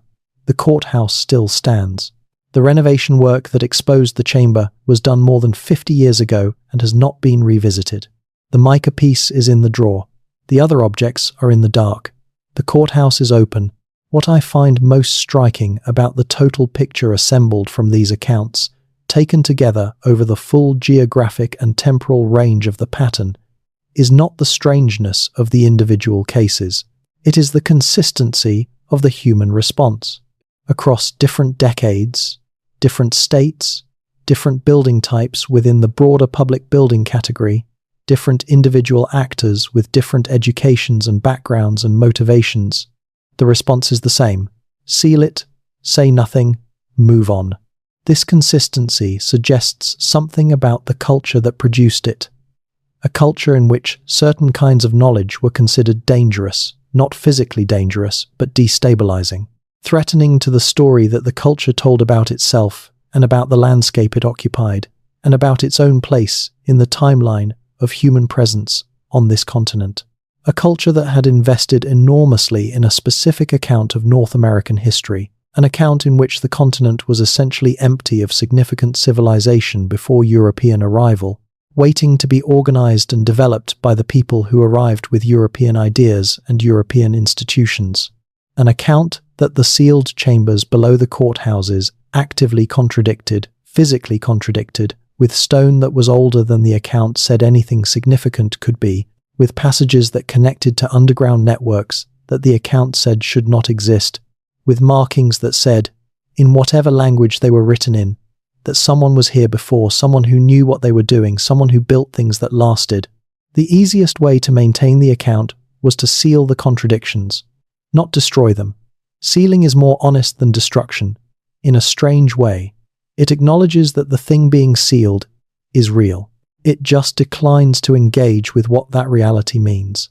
The iron door says, we know this is here, we are not going to pretend it is not here, but we are also not going to open it and deal with what we find. That is the cultural inheritance the sealed courthouse doors represent. Not a conspiracy, a posture.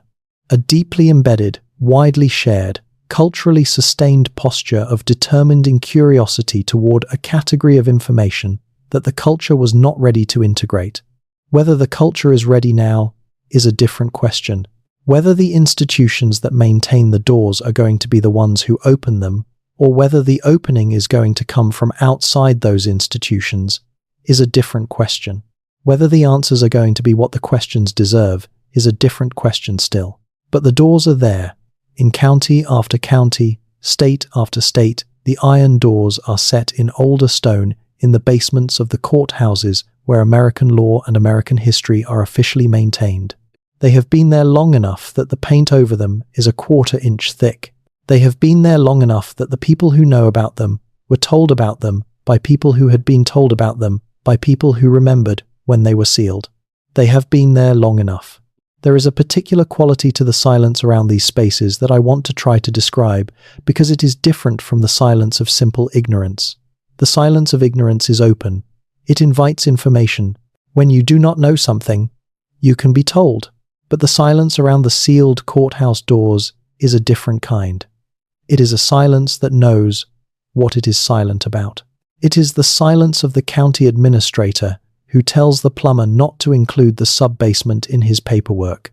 The silence of the foreman who tells Uriah Bellows it is not for ordinary folk to know. The silence of the field representative who spends half a day in a sub-basement and files a report recommending no further action and never publishes a finding.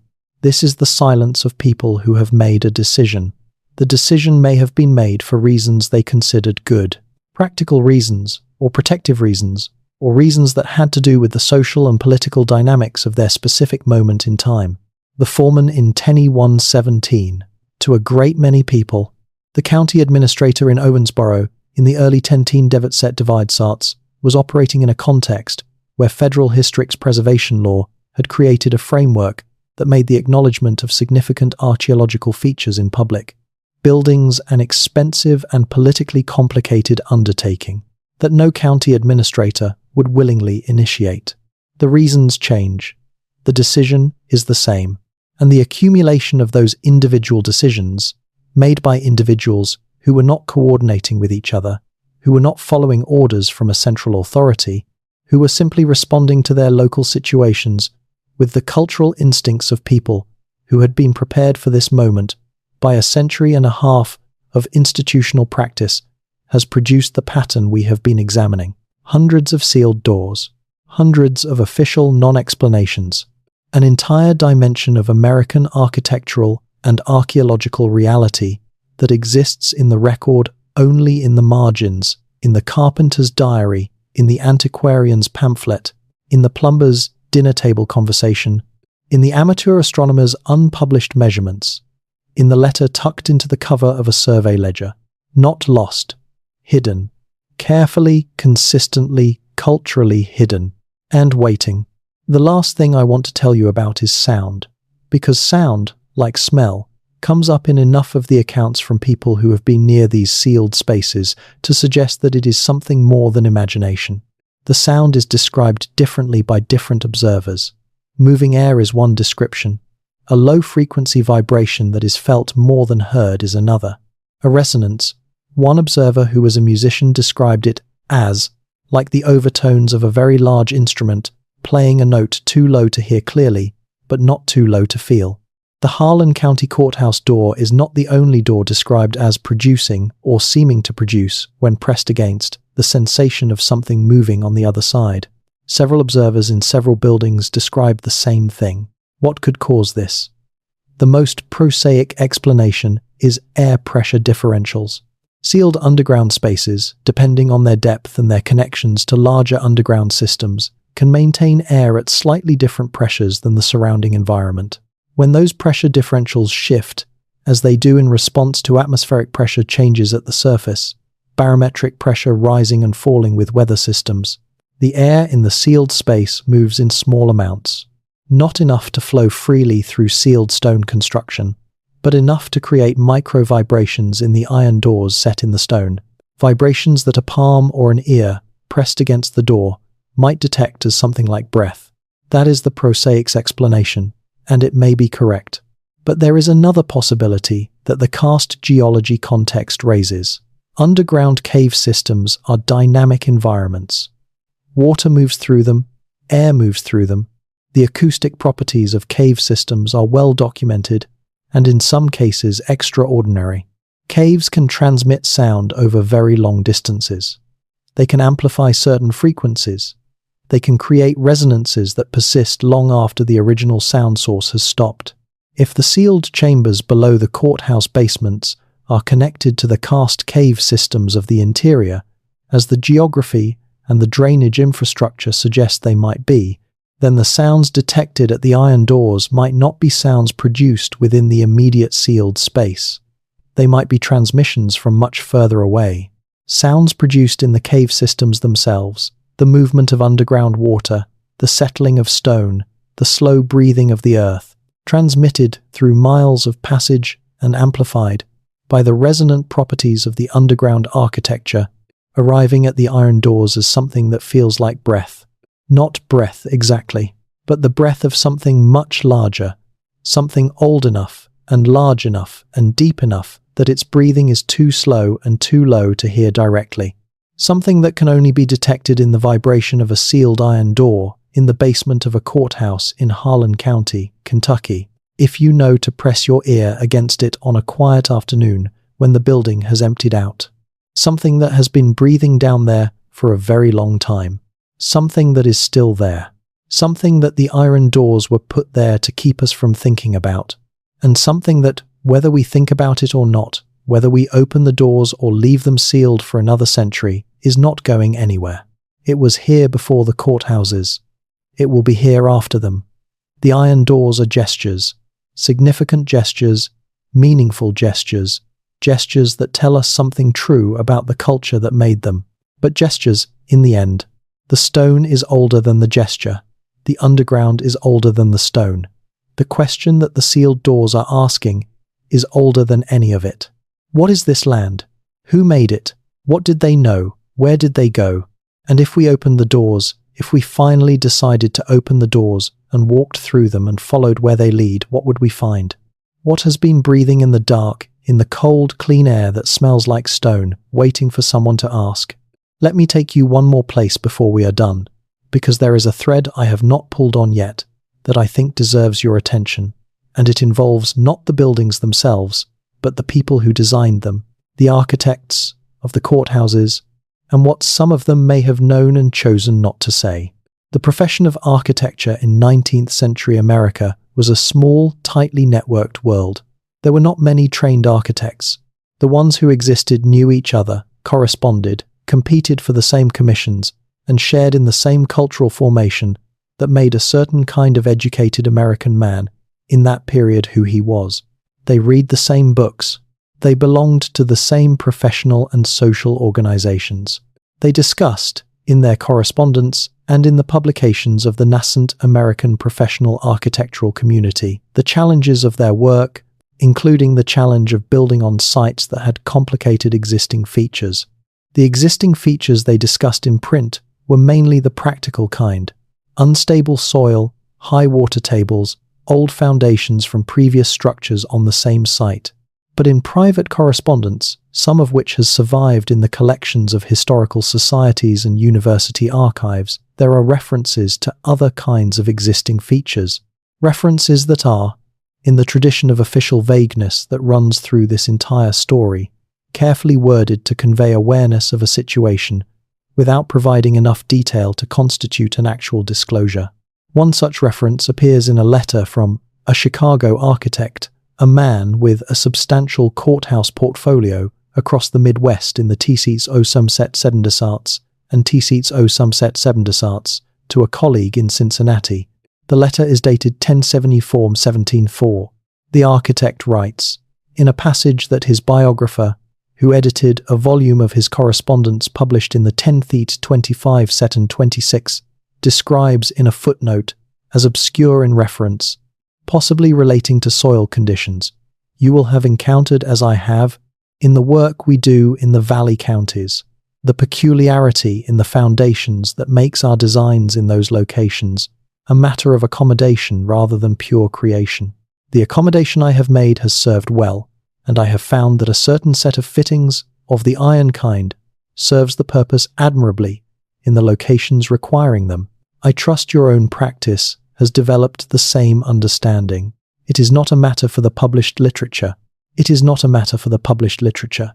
The architect is not describing soil conditions. He is describing a practice. A shared practice among architects working in the valley counties, meaning the Ohio and Mississippi River valleys and their tributaries, of accommodating underground features with iron fittings, meaning iron doors, and of keeping that practice out of the professional publications where it might become a matter of general awareness. The accommodation was architectural. The fittings were iron, the understanding was shared, and it was not a matter for the published literature. This is the closest thing to a direct professional acknowledgement of the practice that appears in the available documentary record. It is oblique. It is carefully worded. It is in a private letter that its writer presumably did not expect to become part of a published correspondence collection 6 decades later. But it is real. It was written by a real architect who designed real courthouses that still stand, and some of those courthouses have sealed basement doors, and those doors are, if this letter means what its language suggests it means, the iron fittings that served the purpose admirably in the locations requiring them. Passed among professionals who worked the valley counties, developed through the experience of encountering the same thing in courthouse after courthouse, and arriving at the same practical solution, and agreeing, through the mechanisms of professional culture rather than explicit conspiracy, that the solution would be implemented consistently and quietly. The river. Let me return to the river for a moment, because the river is central to this story in a way that I have gestured toward, but not fully articulated. The great rivers of the American interior, the Ohio, the Mississippi, the Illinois, the Wabash, the Tennessee, the Cumberland, the Missouri, were not just transportation routes for the cultures that built along them. They were the organizing principle of an entire civilization. The Mississippian culture at its height was a river civilization in the same fundamental sense that Egypt was a Nile civilization, or that Mesopotamia was a civilization of the Tigris and Euphrates. The rivers provided water, food, transportation, and the network through which people and goods and ideas moved. And the underground spaces that the Mississippians and the Hopewell before them built were in many cases directly connected to those river systems, either physically, through drainage connections and underground water features that linked constructed spaces to natural river hydrology, or conceptually, through the role that rivers played in the ceremonial and cosmological framework of those cultures. The cosmology matters here. In many of the indigenous traditions of the American interior, the world is organized vertically as well as horizontally.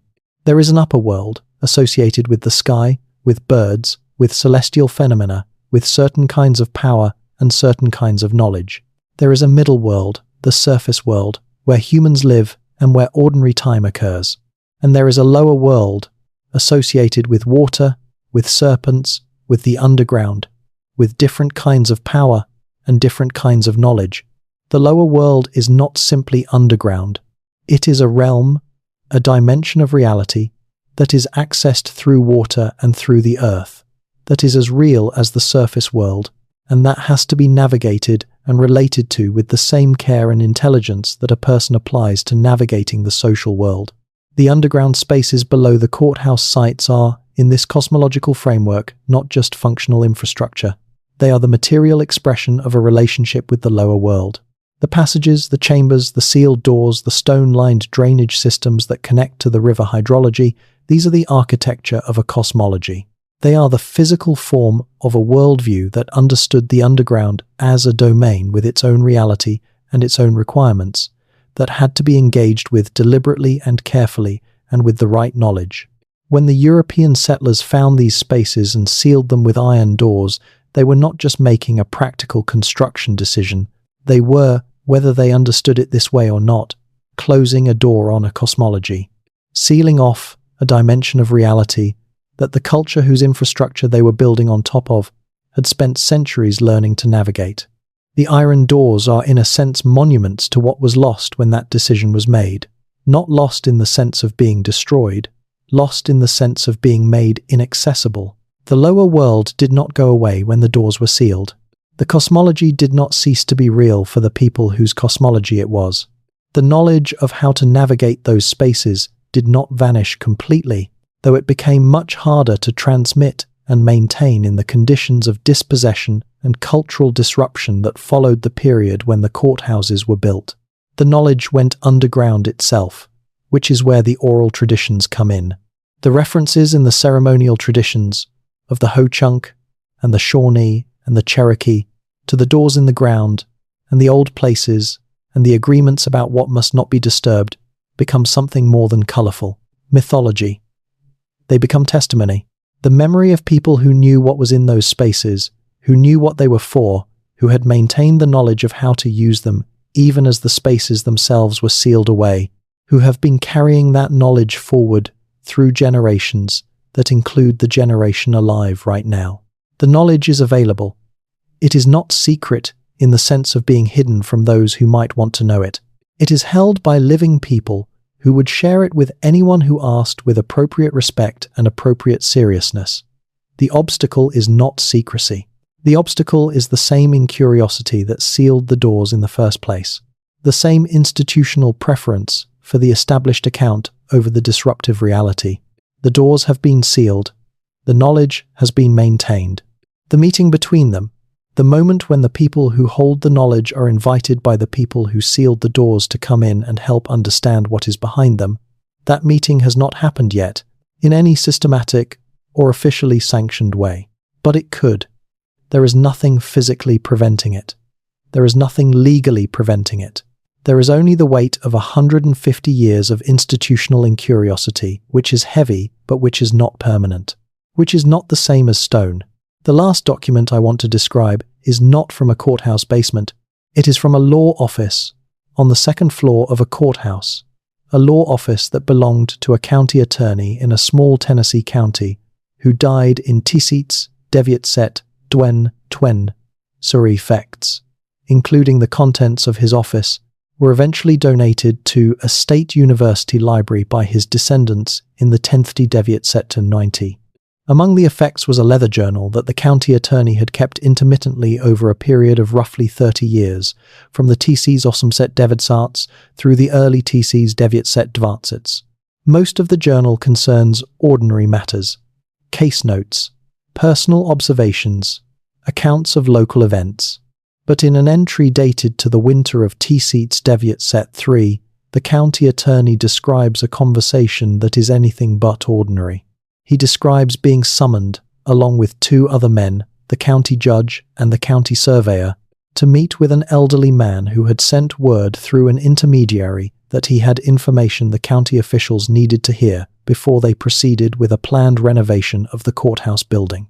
The elderly man was described as being in his late 80s, as having been born in the region, and as having a connection to the land that predated the county itself, his family having been present in the area before the county was formally organized. The county attorney describes him as speaking with authority and specificity about things that the county officials did not know, things that the county attorney found sufficiently remarkable to record in his journal in detail unusual for that document. The elderly man told them, according to the county attorney's account, that below the courthouse, in the northern section of the basement, there was a door. He described its location precisely enough that the county attorney and the county judge were able to verify, on inspecting the basement after the meeting, that the door was exactly where the elderly man had said it would be. The elderly man told them that the door had been there before the courthouse, before the previous courthouse that had stood on the same site, before any building that the county officials knew about. He told them that the door led to a passage that ran north, roughly in the direction of the river, for a distance he estimated as considerable, and that the passage connected to a larger space that had been used for purposes he described in language that the county attorney recorded phonetically, uncertain of the word's spelling or derivation, language that the county attorney speculated was drawn from an indigenous tradition he could not identify. The elderly man told them that the passage and the space it connected to were not to be disturbed.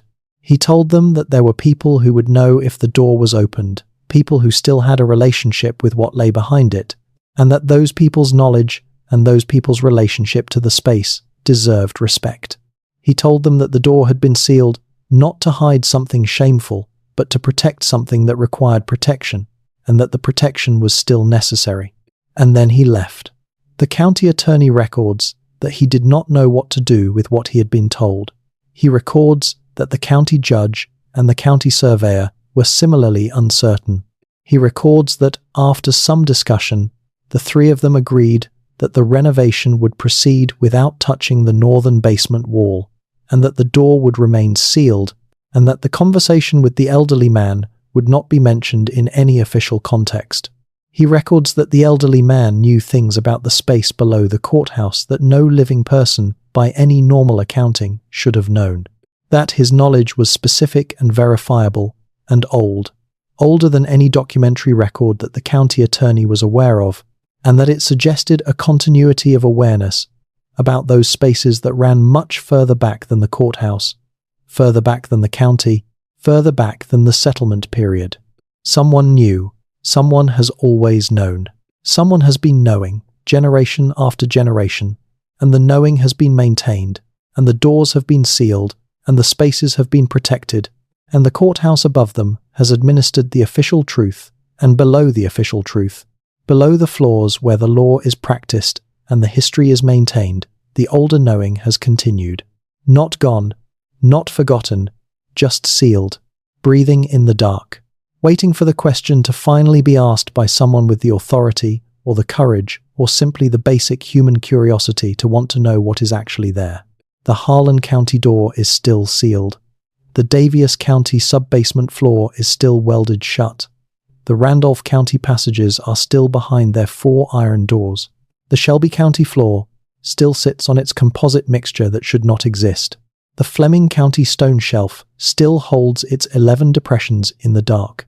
The mica piece is still in the museum drawer. The other objects are still in the resealed chamber. Elias Partridge's pamphlet is still in the archives. Uriah Bellos's diary is still in the Historical Society collection. The county attorney's leather journal is still in the university library. The architect's letter is still in its folder in whatever archive holds his correspondence. The record is there, fragmented, marginal, unofficial, but there, waiting for someone to decide it deserves to be taken seriously, waiting for someone to walk into a courthouse basement with a light and a camera and a willingness to ask the people who have always known what the people who sealed the doors never got around to asking. What is behind the door? What has always been here? What do we not know about ourselves and our history and this land that we have been standing on for 400 years, building our governments and our laws and our official truths on top of something much older and much stranger that we sealed with iron and called structural concerns and tried to forget? We have not forgotten. The doors will not let us. They are in the basements of our courthouses, in the places where we administer our laws, in the buildings that embody our claim to understand this landscape and our place in it. They are there, sealed, silent, older than the buildings above them, older than the counties they sit in, older than the country. They are there, and they are not leading nowhere. They are leading somewhere that we have not yet decided to go. And here is the thing about decisions that have not yet been made. They are still open. The decision to open the doors, to conduct proper archaeological assessment of the sub-basement spaces, to invite the knowledge holders whose communities have maintained awareness of these spaces into the process of understanding them, to publish the findings honestly and completely, regardless of how inconvenient they are for the established account of North American history. That decision has not been made yet, which means it is still available to be made. By researchers, by county governments, by state historics preservation offices, by federal agencies, by indigenous nations who could assert standing to be involved in the assessment of spaces that their ancestors built and whose existence their oral traditions have preserved, by journalists, by documentary filmmakers, by archaeologists who are willing to risk the institutional discomfort that comes with findings that do not fit, by anyone who decides that the question of what is behind the iron doors in the courthouse basements of America is a question worth pursuing with the seriousness it deserves. The doors have been sealed for 150 years. The stone around them has been there for 400 or 1,000 or 2,000 years, depending on which layer of the underground you are examining.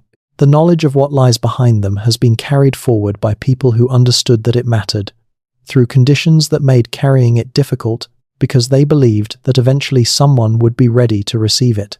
Maybe that time is now, maybe it is not quite yet, but it is closer than it has ever been, and the doors are still there, and the stone is still old, and the air behind them still smells like stone, and whatever has been waiting in the dark has been patient enough already.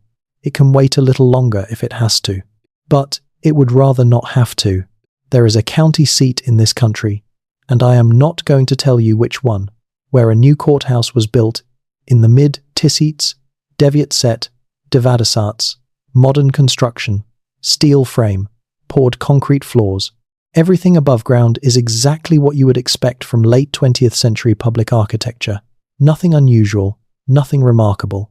But during the site preparation for that building, the excavation crews encountered, at a depth of roughly 12 feet, the top of a stone vault. A dressed stone vault with a fitted cover, the cover slightly displaced from its original position by centuries of settling. The construction project manager documented the find in his daily log, consulted with the county engineer, and was told to proceed with the foundation work as planned. The vault was incorporated into the structure. A concrete wall was poured against one face of it. The fitted stone cover was left in place, and concrete was poured over the top of it, sealing it more effectively than anything the original builders could have managed with the tools available to them. The county engineer did not file a report with the State Historic Preservation Office.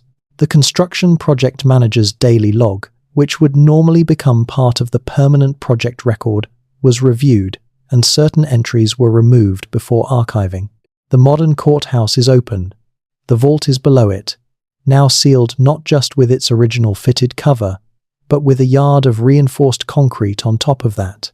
The people who go to that courthouse every day to pay their taxes and file their deeds and attend their hearings walk over it without knowing it is there.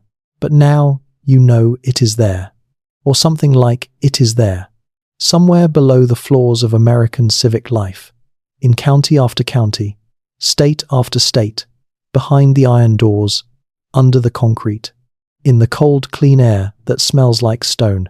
It has always been there, And consider this.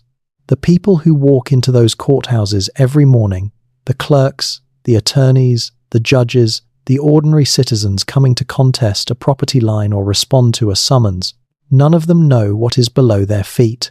They are participating in the machinery of official truth, in the administration of a legal system that claims to be founded on evidence and transparency and the honest reckoning with what is real, and they are doing it directly above spaces that the same institutions have chosen for 150 years not to examine. There is something in that image worth sitting with. The courts are where we determine what is true. And below the courts, the question of what is true about this land and its history and the people who shaped it long before any court existed has been left unanswered, not because it is unanswerable, but because no one with the authority to pursue it has yet decided that the answer is something the official truth is ready to accommodate. That day is coming. The stone will outlast the reluctance. I appreciate you listening. If you enjoyed the story, drop your thoughts in the comments. I'd love to read them.